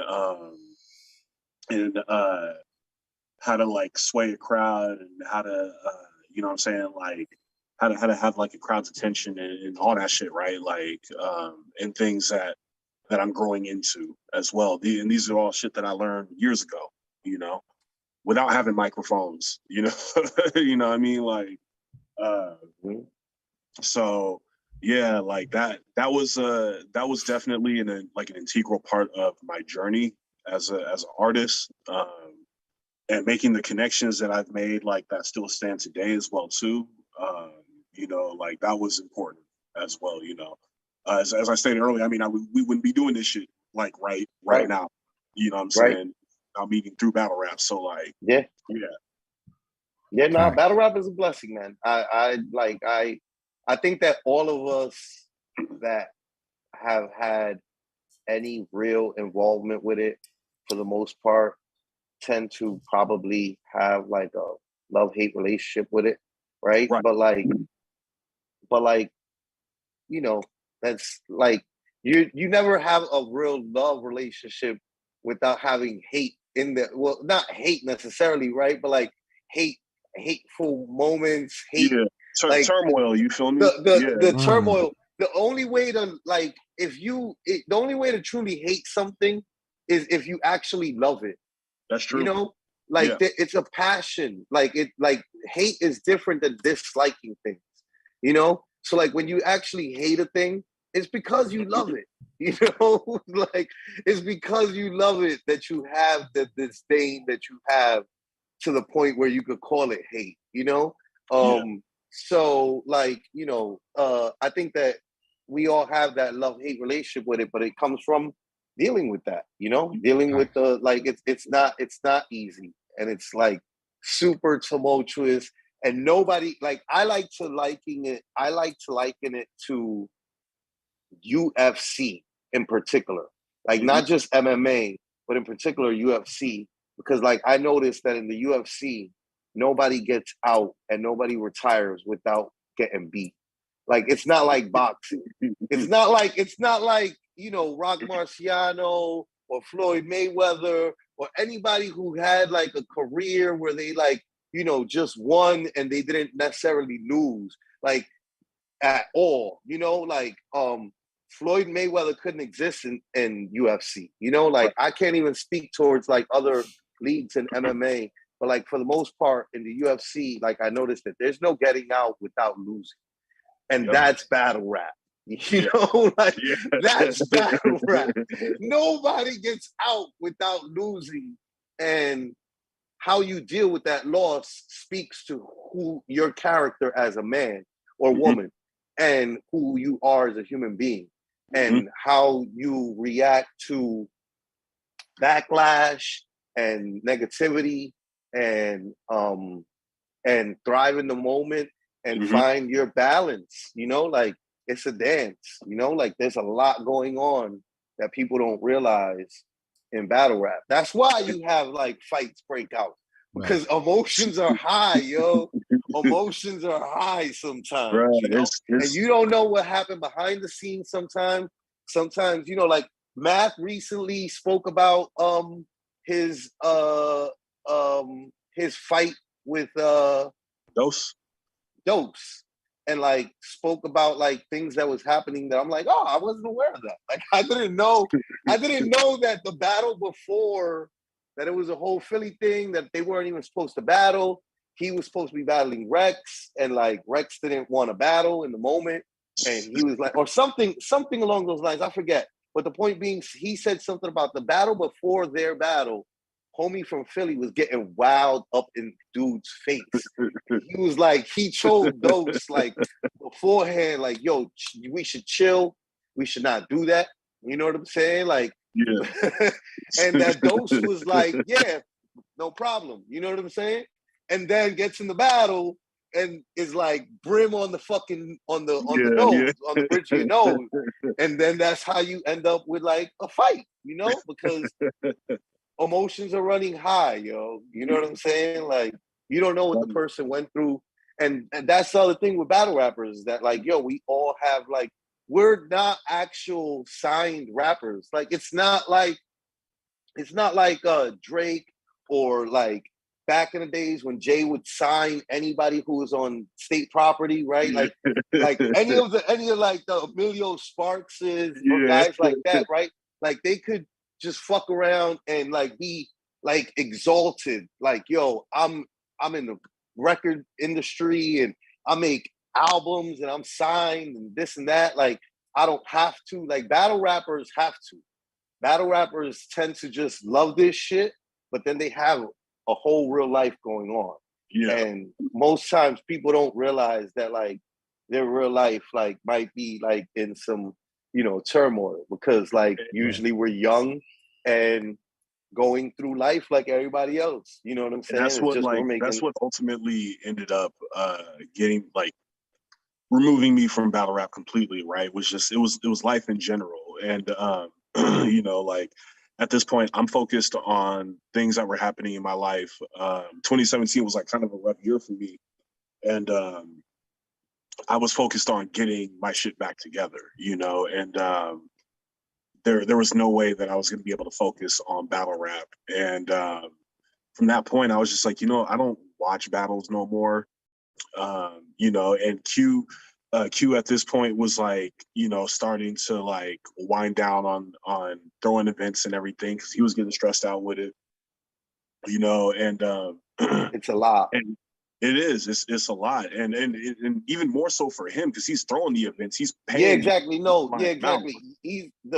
When you're the person dealing with setting up the battles and like making the show run, you're dealing with the worst of like everything because you're dealing with everybody. So like you're the manager essentially. You know what I mean? Like you're the manager at the job. You know what I'm saying? Like, and you got to manage all these different personalities. Right. You know what I'm saying? And like, I guarantee you, there's gonna be some uncooperative personalities in the mix. Oh yeah, but that's what I respected about him, and just the professionalism that he always maintained, you know. But yeah, like it's funny. We was just like reminiscing on this shit like last week, right? Like we was cracking up because it's like when niggas that used to play like college football, you know, watch their highlights and shit on YouTube from like, you know, like watching their reminisce and shit, you know, and like just how much fun it was back then, you know. But yeah, at this stage in life, like all of that energy goes into music because that's just what I love more. You know what I'm saying? So that it helped and it definitely helped me grow as a person that I am. You know, but that was just like and I'm thankful about this, but that was just one chapter, you know what I'm saying? Right. Of my evolution, you know what I'm saying? Because I didn't see myself battle rapping into my 30s, you know. I didn't see that. Other people, you know, niggas make money off this shit. Hey, cool, do your thing. You feel me? But like, I'm not making bread off of this. I'm not doing like, you know, and I don't care to, because I'm getting burnt out. So it's like I don't really care to move up to go battle on like the larger stages and shit like that. I was just like, I got other things in my life going on right now. That's just more important, you know. And Word. Yeah, at that time, you're speaking of like when you were in the middle of your resurgence and you were getting hit up by like Who in Your Day, which is like a big platform to get hit up by. So like, you know, because Avocado is like, you know, the super cosign. Yeah, I probably could have made my way onto there. So, but yeah, it was just like, you know, I could have done it if I really dedicated myself to it, but that just wasn't a dedication I wanted to make. And, you know, I commend anybody, like people like we was just talking about, like how Reverse Live has been good for so long, right? Because 9 times out of 10 times, he's going to show up and everything's going to be quality, you know? Quality. And even though the one time that's not quality is like not quality for his standards, you know? Yeah, anybody else would like be like, hey, that's great performance. Exactly. Yeah. You know, like you can tell when like the rust starts like settling in.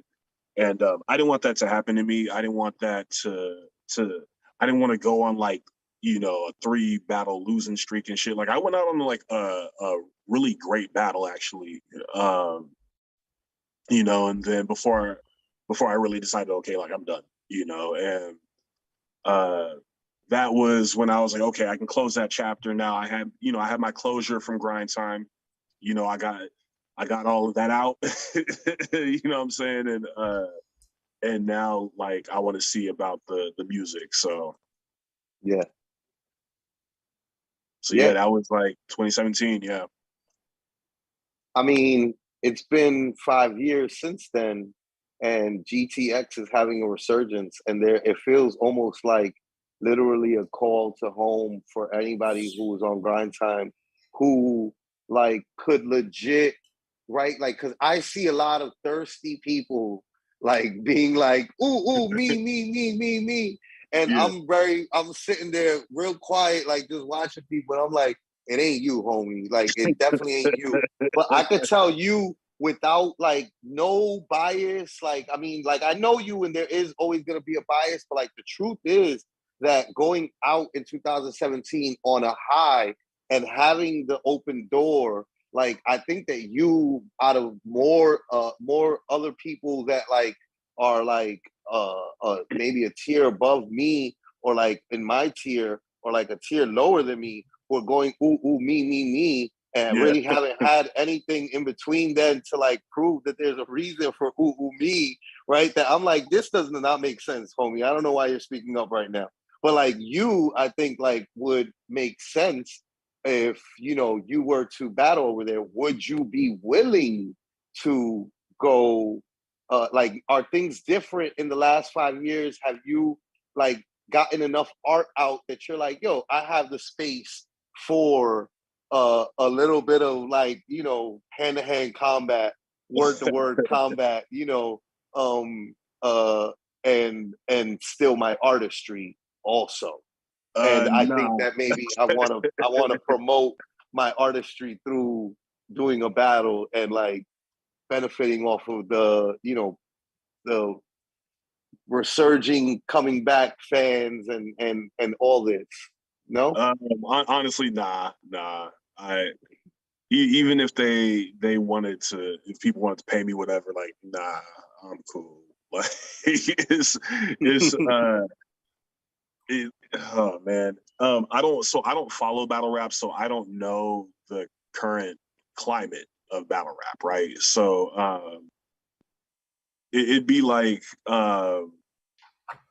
you know what I'm saying? It'd be like going from the big three to going to the league, right? And it's like it's all these like hyper athletic people around you and shit. You know what I mean? Like I don't know what's going on in battle rap. I don't follow it no more. So I don't know how like I guess I don't know what approach I would even take if I were to decide to do so. But yeah, bro, I'm in a space in my life like I reminisce on it.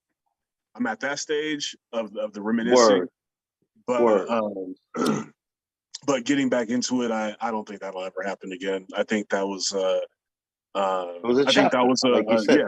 Yeah, that was a chapter. And you closed that chapter when your last battle. It was on high, and you're like, yo, this is a chapter I'm cool with staying closed. Yeah. Like, I respect that. Yeah, I'm not trying to you know, I didn't want to go out sad. I didn't want to go out getting 3-0'd because I just didn't have bars no more. You feel me? Or showing up and half freestyling this shit. Like, nah, bro. That's I think that you doubt yourself or judge yourself by a high standard, and like you'd be surprised how well you do, I think. But, you know, also, who the fuck am I? You know, like I'm just saying it and I just think, right? But like thinking and doing is a whole shit ton, like we said, that happens between there, you know? It is, bro. And if you're cool, you know, like with it, like that, you know, that's it. Like that's the discussion right there, right? Like that's like it's like also it's like it's at a point where it's like I know because you know like I'm critical of myself because I do hold myself to a very high standard. You know what I'm saying? So when I feel like I don't personally meet that, then you know, then I'm like more than willing to admit that. You know, and I look at things. I try to look at things realistically when it comes to myself, so I don't try to have like self bias about certain things. And I know I get my ass whooped by these kids probably today. That's dedicating all of their time to writing for 2 to 3 battles that they're doing in a month, you know? Yeah, no, there's not something to be said. That's like the standard, right? Yeah. Like, yo, like it's the people who are active who are gonna like, you know, graduate the most and understand it the most and have the better chance at a better performance is the people who are actively like in it, enthralled in it, and actively doing it, you know? It's hard to just pick up from years of not doing to doing and like what, just do great, like it's like, rough. It's rough. Like I just can't I can't imagine being in front of that because like I said, I don't know the climate. So like you know, my last battle was against Fate. My very last battle was against Fate, and then now I'm watching this dude battling Passwords and Madflex and going toe to toe with them dudes. You know what I'm saying? And you know, so I've literally watched this dude grow from like his very first battle to like this shit. You know, and it makes me think like I would much rather watch like these young guys ascend. You feel me? It's, you know, because like at the end of the day, like I said, like, and it ties into like I don't want to go out sad. I would rather pass the torch. You know what I'm saying? Like I would rather make space for somebody who's gonna like dedicate you know, who's gonna like hold that space. You know what I'm saying? Like I was holding it, and so like guys like him and like Next, who I watched his very first rap battle ever, and now he's like going crazy on Smack. And you know, like, and super proud of those guys, like those two specifically. I'm super proud of because literally watching their first battles and then seeing where they're at's like crazy. You know, and then seeing the shit from like, because like by the time I was doing PNR, I was kind of like the older brother type of like figure, right? And and really just kind of like also giving advice to like a lot of dudes like yo, like, this is what you're doing is dope, but you need to speak up. You know what I'm saying? Oh, you should change these lines around and do this, type of shit, just giving like advice and input because they valued that. And I think that was also a realization in that like I've become an OG in this shit, and now it's probably time to just let the young guys do their thing, and I go and do something else. You know what I'm saying? And let the cycle continue. You know what I'm saying? Because like, yeah, realistically, like if I came back today, like I wouldn't have the heart for it, and that would show. That I don't want to get I don't want to get my ass whooped on camera. You know what I'm saying? Taking L's like absolutely. that, and then fuck my brand up. So Mm-hmm. Mm-hmm. so empathize. The overall the overarching answer is nah. I'm cool. Nah, I'm cool. Facts. I understand it. I'm definitely not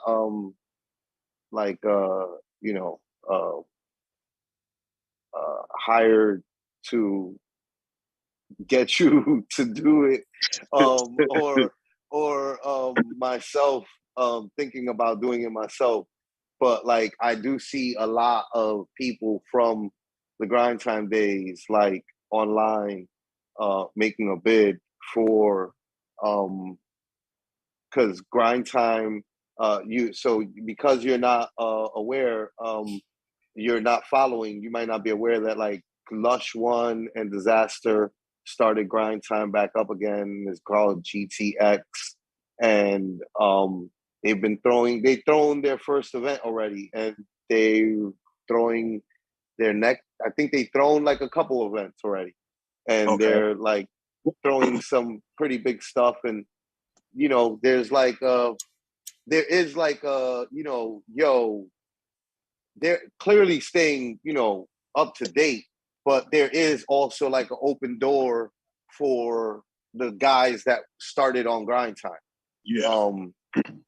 If they, I think the caveat that like some people are not understanding is that it's like if you stayed busy, if you have like a logical reason for there to be a battle, even a comeback, like right. a desire for people to see you again. And for me, there isn't like a like desire to do that. Like right. Right. Yeah. So I can empathize with the like, nah, I'm good, bro. Like, like, I'm good, bro. I'm an artist, yo. I'm an artist. Bro. Look, I can't be dedicated. I feel way more like good or like no, I feel way more fulfilled. Yeah.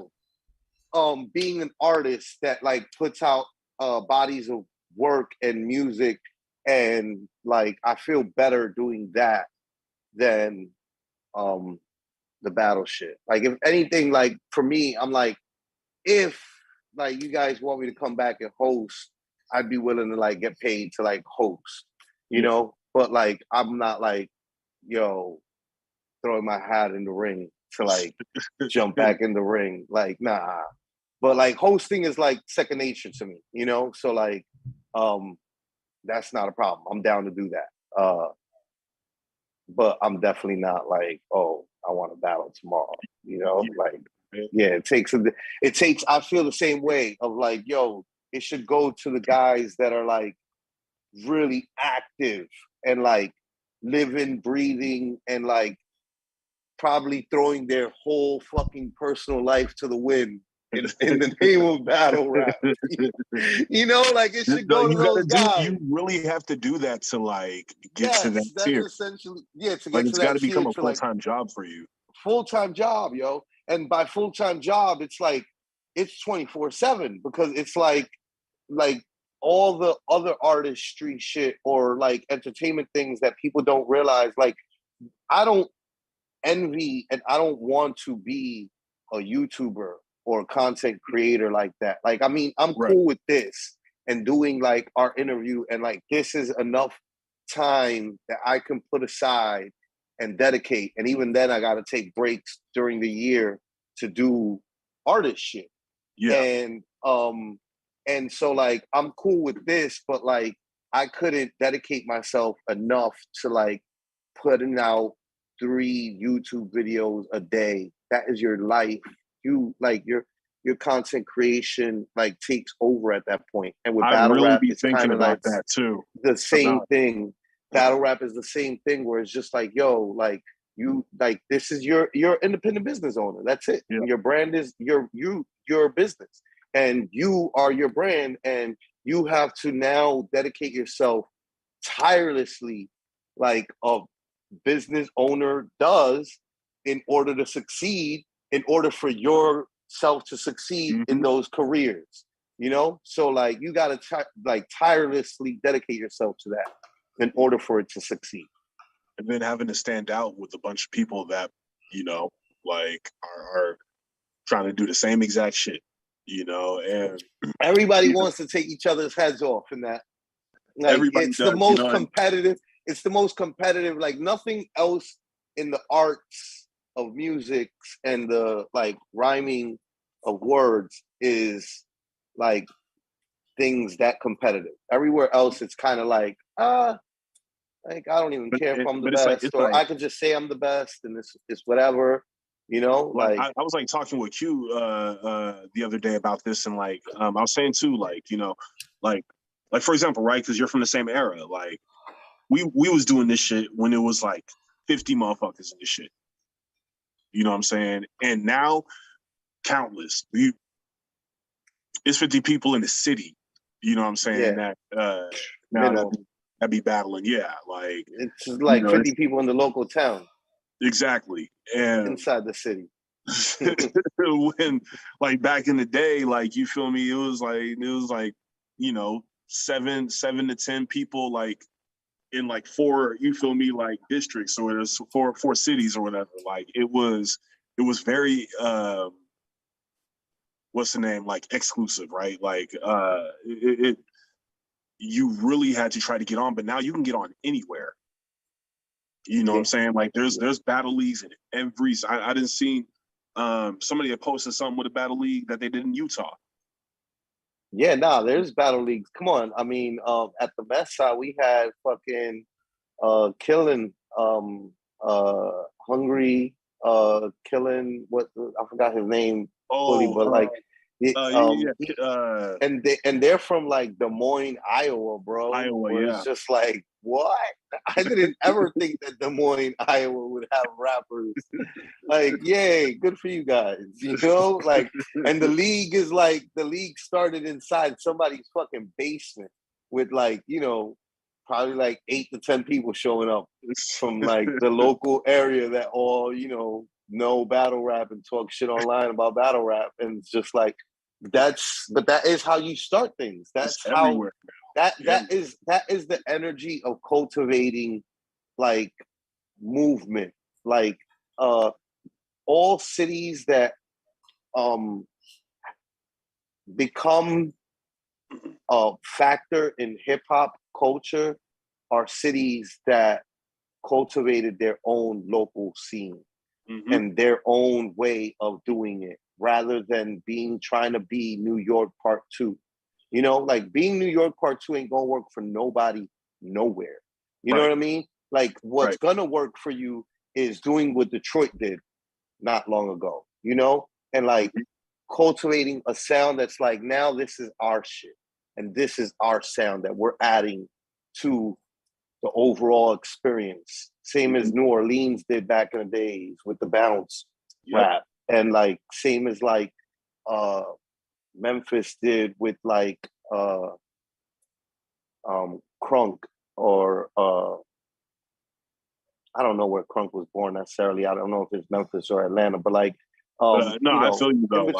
In between, you know, but it's that and the Bay also, right? Like having its own sound and its own, and being like, we're gonna even cultivate our own sound within Cali and not sound nothing like LA, you know? It's a totally different sound. So like that's what it takes, you know, and that's what it takes with anything in this culture. So like in battle rap, it would be the same thing. Like if you want like a scene, you're gonna have to build it. and like make it. And it's got to be your own shit. It can't be, Chicago Part 2. Yeah. It can't be LA Part 2. It's got to be wherever the fuck you're from, Part 1. And you're birthing it. I agree. And that was Sacramento. For now Sacramento's like an hour 20 from me, but that's where I was doing the battles at. And the Bay Area, of course, like hasn't seen and everything, but Sacramento didn't really have a rap scene. You know what I'm saying? Or not? I'm sorry, not a rap scene. Or like a battle rap scene. Because there's always been a rap scene in Sacramento, but as far as like battle rap, right? So that's when like No Excuses and PNR, and all like, and everybody. And what's PNR? PNR is Power and Respect. So that's the battle rap league that I battled in. There was a couple of chapters. I battled in the Sacramento chapter, and that's where like a lot of Q really only threw events there for like, as far as like the league's version of like the large events, right? Like the Q's like big card events, and I feel like that really kind of put a spark into like the Sacramento battle rap scene, because thanks to that, there's a couple of people from Sac that are like going crazy right now. In other leagues right now, like Next and Drix for sure. For sure doing that. And so like people are starting to take notice of that as well too, like, which is really dope. And it's cool to see that, like, post my era, like but like outside of that, like, yeah, no, I agree. It's about like building your own identity, having your own your own flavor, right? Like you said, like you don't want to try to recreate what made the city good in the first, or like travel backwards, right? Like, take what you can, but like build on that and make it like something new, like you said, like Detroit definitely did that. And just in how much like the Bay Area's like shares like influence with Detroit, right? Like the that whole like synergy that we have with them over there, and a lot of the artists that collaborate. And these are from like rebuilt scenes of two places, you know what I'm saying? Like, so yeah, no, it's just crazy. Like it all comes together, right? Like, and it's really dope to see, especially like right now, like the underground scene in the Bay Area is super dope. A lot of the artists that come out of Oakland and Vallejo. I don't know if you've heard of this kid, La Russell from Vallejo. Yeah, I have, and I keep on hearing about him in bigger and bigger spots. Yeah, like I had that shit's crazy. I heard of him from, I think, Lush. Like I just pay attention to Lush. I have no qualm with like admitting like the friends that I pay attention to, because they like Lush one, Henry Hennessy, Gene. They like put me on to like a bunch of new shit, and then if it's not them, then it's my neighborhood, and my neighborhood is like bumping like the new shit, and I'm like, hey Siri, what song is this? You know what I mean? Like, and that's how like I keep up with pretty much everything. Like there's hardly ever do I like hear, like it's probably like double XL cover, freshman cover, and like it's even then it's only like half of them never heard of, like I still have heard of half of them because I'm keeping up with everything and shit. Well, it's like, it's dope to see somebody that's local, you know what I'm saying? Like across the bridge. And like the stuff that he's doing, and people that like being on like the Joe Budden podcast, and being on the Breakfast Club, and being on like getting all of these looks from like a lot of like the prominent sources, and then like getting the chance. I think he posted a video of him meeting Diddy recently, like Diddy taking notice, and Like that shit is dope. Like we really like root for people like that out here because a lot of us don't make it.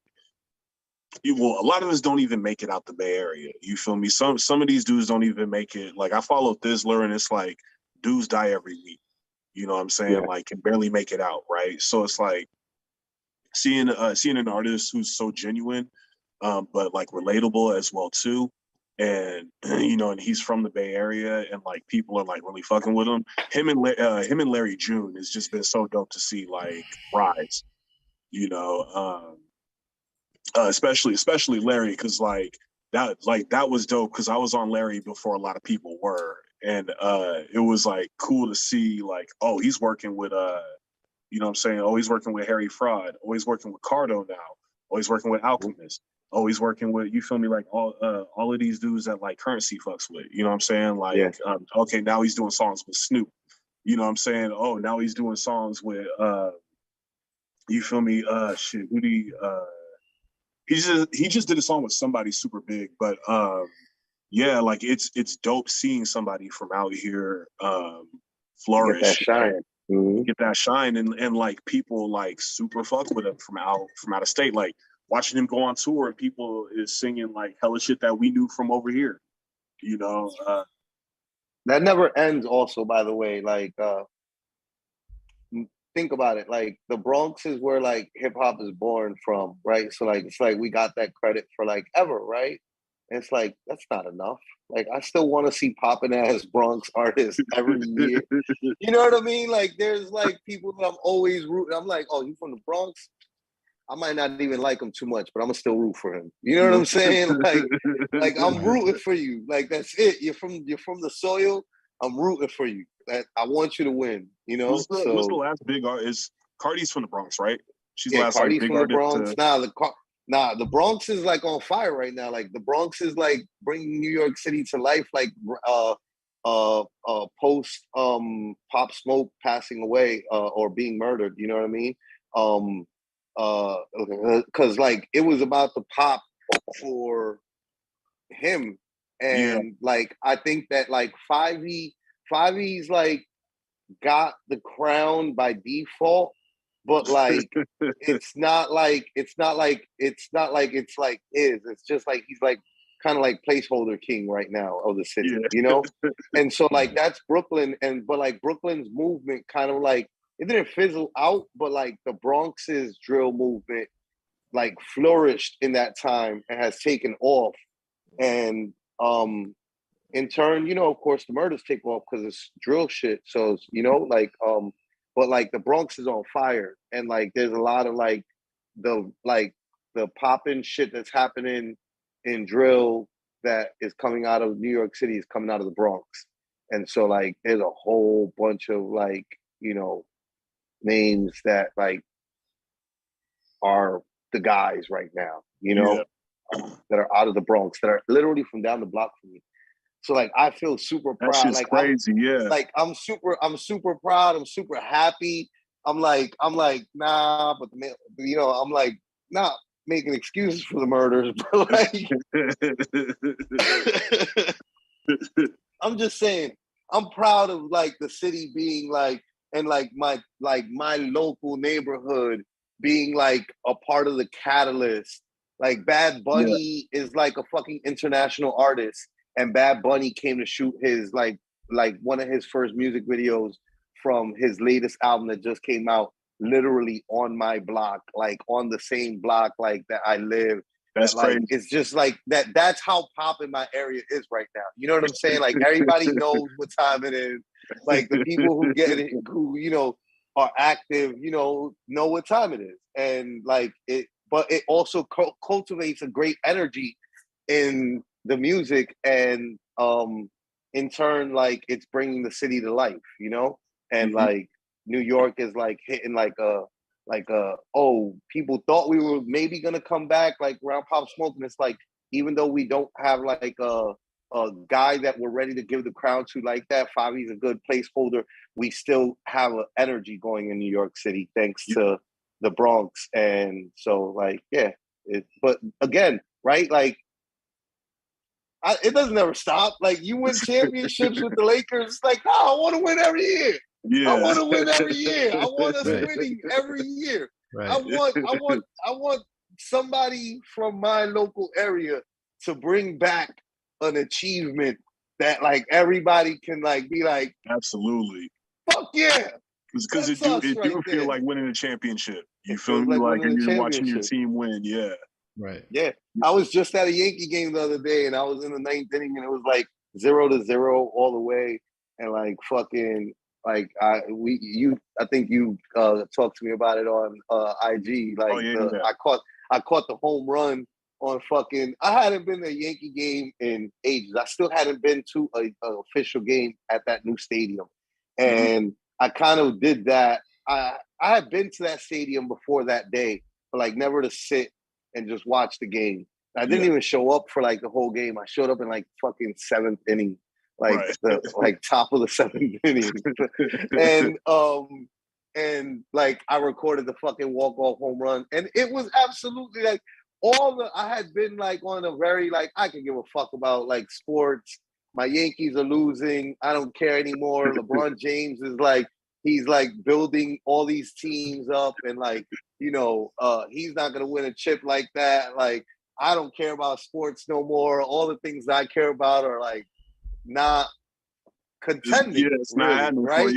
So like I stopped genuinely caring. And in that moment right there, sitting there and like watching that home run, like walk-off home run, like was just like immediately all the like yes, and then it feels so like look at us, like Bad Bunny comes to shoot videos in the neighborhood, Bronx drill rappers is popping, it's popping in the Bronx, the Yankees are winning again, it looks like we might win a chip this year, like it feels good to be from the Bronx. Like I'm pretty sure that that's the feeling that you're getting watching Lil Russell win. It's like I'm like watching him make the playoffs and go deep in it right now. You feel me? Like exactly. Like he's you know, he's not there yet, but it's like okay, like you know, he might become something. You feel me? It's like watching any of those teams that we watched last season have like the Celtics and everybody who stepped up when like the Grizzlies and exactly. Yeah, and the Mavericks and all that. Yeah, all the young kids that are making their league exciting, you know, because that's what it takes. Like we said with battle rap, it takes people who want to enthrall themselves and give themselves and dedicate themselves tirelessly to something in order to make something successful. Exactly,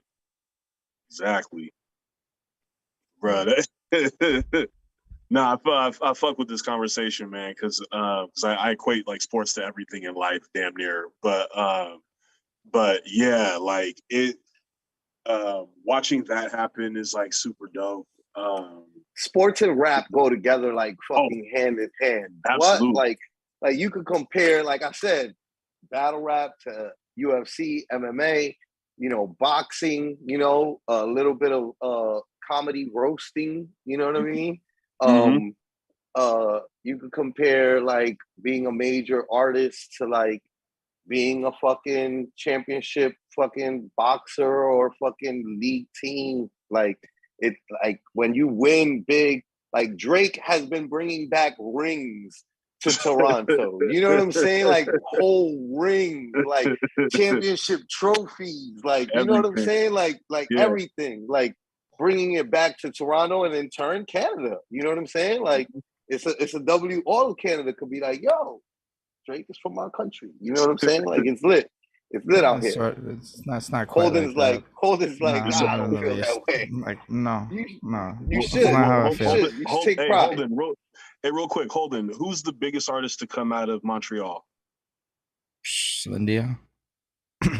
Celine Dion. Oh, Celine Dion.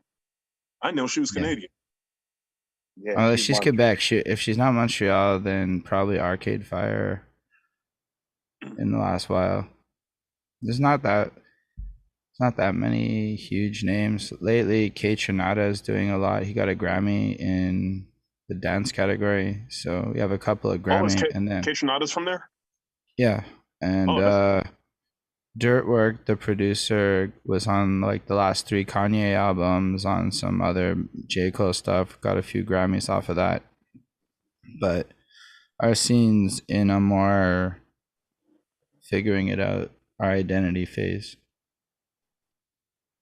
It's because we have 2 scenes. There's an English and a French one, and then there's a whole bunch of local politics that get tied up into that. So we don't have that many English hip hop artists that are out there. I think Nate Husser is one of the bigger ones that's making moves right now, but it's not quite there yet.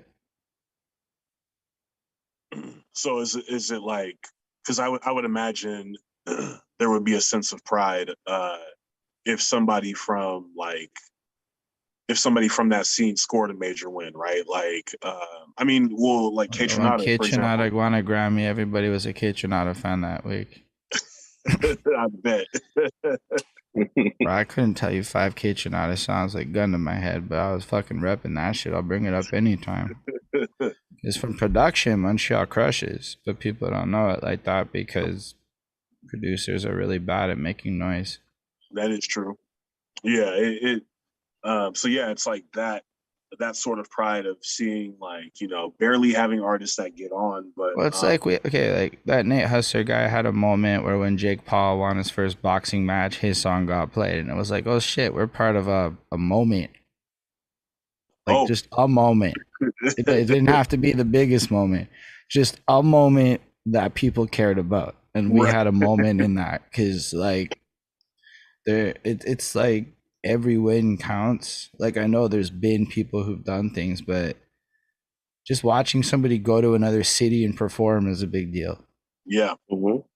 Or like somebody will get a Europe spot, and you know, like end of the day, most people be like paying their way into opportunities rather than getting paid for it. But it's still cool to see people get to positions where they can get to these things for themselves, where they get festivals. And I'm starting to recognize on the bottom row, there's a bunch of Montrealers in Toronto festivals, and it's happening at the very slowest pace, but we're doing it. It'll happen for you guys. Yeah. So it's always going to be one. It's always going to be that one that's going to come from and then once you have the one, it's going to be like it's going to be a lot of ones though. Because it's more like somebody's that follow behind. Well, like even if you look at grind time and all that, right? Like there was an ecosystem. There's a Poison Pen and a PH and these people that held it together. We're in the phase of putting those things together so that there can be that person who's like 20 that's going to go pop off. But in a sense, a lot of the 35-year-olds and shit got to remember that we're mid-30s now and we got to be paving a path for the little ones. So sometimes when a lot of the older ones never pop, they still want to be the one. And it's a little hard to pass on the torch like the way that you guys are having a conversation about. Something crazy, guys. Like how you gotta want it. Well, it's like you gotta want it, right? And then also, yeah, you gotta want it, and like, I'm like, I'd be like, now, like I've been like performing every weekend in the last bit, just performing, and it's exhausting. Yo, half these people don't want this. But they're taking spots, and like, so there's some stuff that has to happen to focus on the youth, and until we focus on our youth and give them the opportunity to take those places, we're not necessarily going to get there. Right. Yeah. Mm-hmm. Yeah, it's always in the hands of the youth, man, because that's where the future is. You know what I'm saying? But they're broke, so the people who have money have to kind of create some shit for them. Or in like, in our case over here, everybody's either like beefing or killing each other. Right. I say Montreal has a whole lot of that going on, but I'm not necessarily connected to any of that. I just know it's happening and not all of it's reported. It's like a lot of talent out here. A lot of dudes get caught up with like gang culture out here. You know what I'm saying? Mm-hmm. Through whatever part of life that they enter it at. But a lot of them don't or are unable to find an exit out of it once they start getting a name.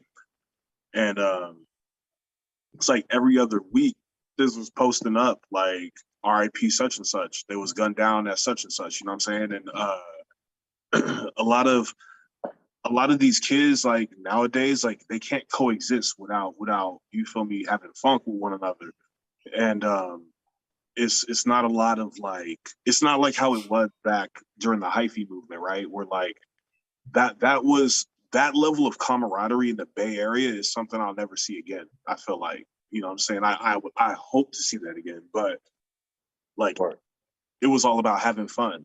And it was It'll all come back around. It'll come back around. I hope so. No, yeah. Life I is really like a cycle. It always come back around. Because that was like that's a moment that I feel like if I was somebody else that didn't live in it, I would be jealous, right? Like that, like growing up in the Bay Area, like 2004 or 5, everybody was like slapping Mac Dre. You feel me? Everybody was listening to Jacka or Mac Mall or Too Short. You know what I'm saying? Like the style of fashion, the goofy ass fashion we had out here. But it was yours. It was yours. You know? Oh shit, it was ours, bro. We had dudes in high school when I was in high school. It was popular, like you know, to wear like the tall tees, right? Like the 4Xs and shit. But there was an era where dudes was wearing long pink tees and wearing Dora the Explorer backpacks, or like backpacks with like Thomas the Train Engine on it and shit, right? Like like it was like if you've seen that style, like if you seen dudes dressing like that, that shit came I've from seen it. I've seen pictures. I remember it. I remember those days for that area. It was definitely a fun Didn't somebody from the Bay Area have a battle and show up like that? Like with the I could have sworn I seen that in a battle. I felt like it reminds. Hold on, maybe it was so Mr. Fab, right? He battled Royce the 5'9". This was in like 2008 or something. He came. He went to Detroit and he battled Royce on stage, and he had like the whole like like you could tell he's from the Bay, right? Because he had on like the long like attire and everything. His shit was all spray painted. You feel me? With like hella Oakland neighborhood spray painted on it and shit. Like colorful shoe, all that stuff, bro. Like he looked like 2005 Bay Area. Fair. He was a what you call those time capsules. You know what I mean? He was a time capsule. He was a whole ass time capsule. Yeah, nah, a lot of those memories are exactly that. You know what I'm saying? Like they time capsules of a moment in time in a particular era and shit. You know what I'm saying? So okay, my fault. No, go ahead, bro. Now I was gonna say, so like what's the right, because like right now you and So's the project is out, right? It's out next Friday, actually. Next Friday, okay, copy. Yeah. Right. So you got a project coming with So's from EO Dub, producer extraordinaire. Yes, sir.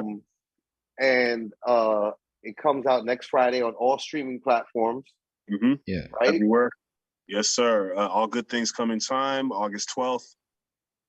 And yeah, every single streaming platform. It's my first like real full length project, like rapping project. So that's dope. Especially really exciting. Especially proud of this. So's was like So's was super gracious, man. And like just the generosity of like trusting me with this production. You know what I'm saying? And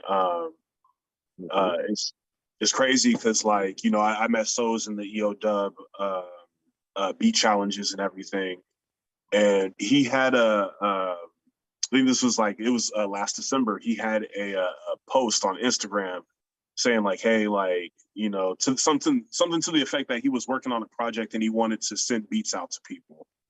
So I was like, hey, like, you feel me? Like, I'd like to hear some stuff. So he sent me the site. It's just like, you feel me, pick one. If it's not taken, take it. And found a song like almost instantly, or like found a beat almost instantly. Took like 2-3 days. Wrote something to it, recorded it, mixed it, all that stuff, and then sent it back to him. And this was like, this was late December. And he was like, damn, like, word? Like, oh, he's like, okay, we gotta do something. You know what I'm saying? Because I was like, bro, like, the beat that actually ended up, that's actually on the album and everything, is a song that I did called Inception. And beat just spoke to me, so I just wrote. You know what I'm saying? And it's dope, like working with So's, because I don't have to worry about the production on this. Right. You know what I'm saying? Like, I would do like, I did like a project in the past where like I did all the beats, and and having to worry about mixing and mastering the beats and all this, and it's like it's really overwhelming, right? And So's just had the sounds that like where the light bulb would go off for me, Word. So, and so it's dope because like we was like, man, we gotta do like an EP or something, and then the EP turned into like, fuck it, let's do 10 songs. It's like, all right, man, how about and then we ended up with 14. And but yeah, we've been working on it for 8 months,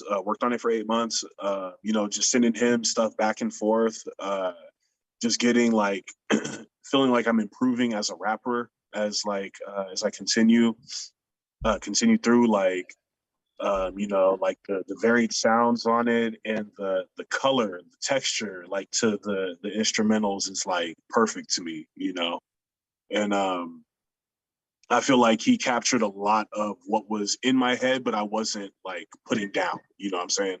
So it made the creation of this project a lot easier, not having to worry about that, like that aspect of it. And I could just focus like truly just on the writing and just becoming a better rapper, better performer.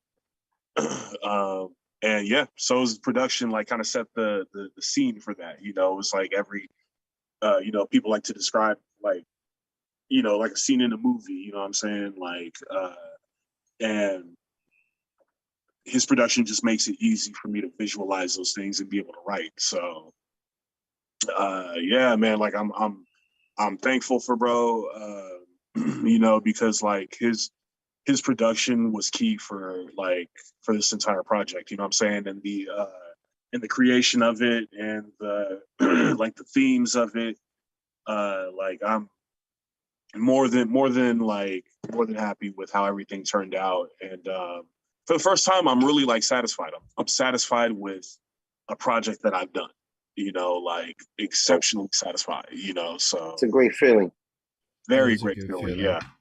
I'm over here like I can't even, I'm trying not to listen to the album because like I'm almost anticipating its release. Like believe me, I know you're yeah, like, I have been sitting on volume 3 essentially for like years, since like I think like September. I mean, we were still making changes with music up until like January, but like really the album was in cement, like for the most part, like back in like fucking November, and so like I just stopped listening to it for like 3 months or 4 months. You know what I mean? Like I didn't bump. So it's fresh, yeah. You know what I mean? Right. So that when I do drop, I don't, just get tired of it so fast, Right. Yep. And I can enjoy it with other people at the same time as well, That's important. Right. Super important. For all of us, I think. We're all here agreeing, clearly. So we're all of the same mind. Like, it's rough. You don't want to get tired of music too fast. Right.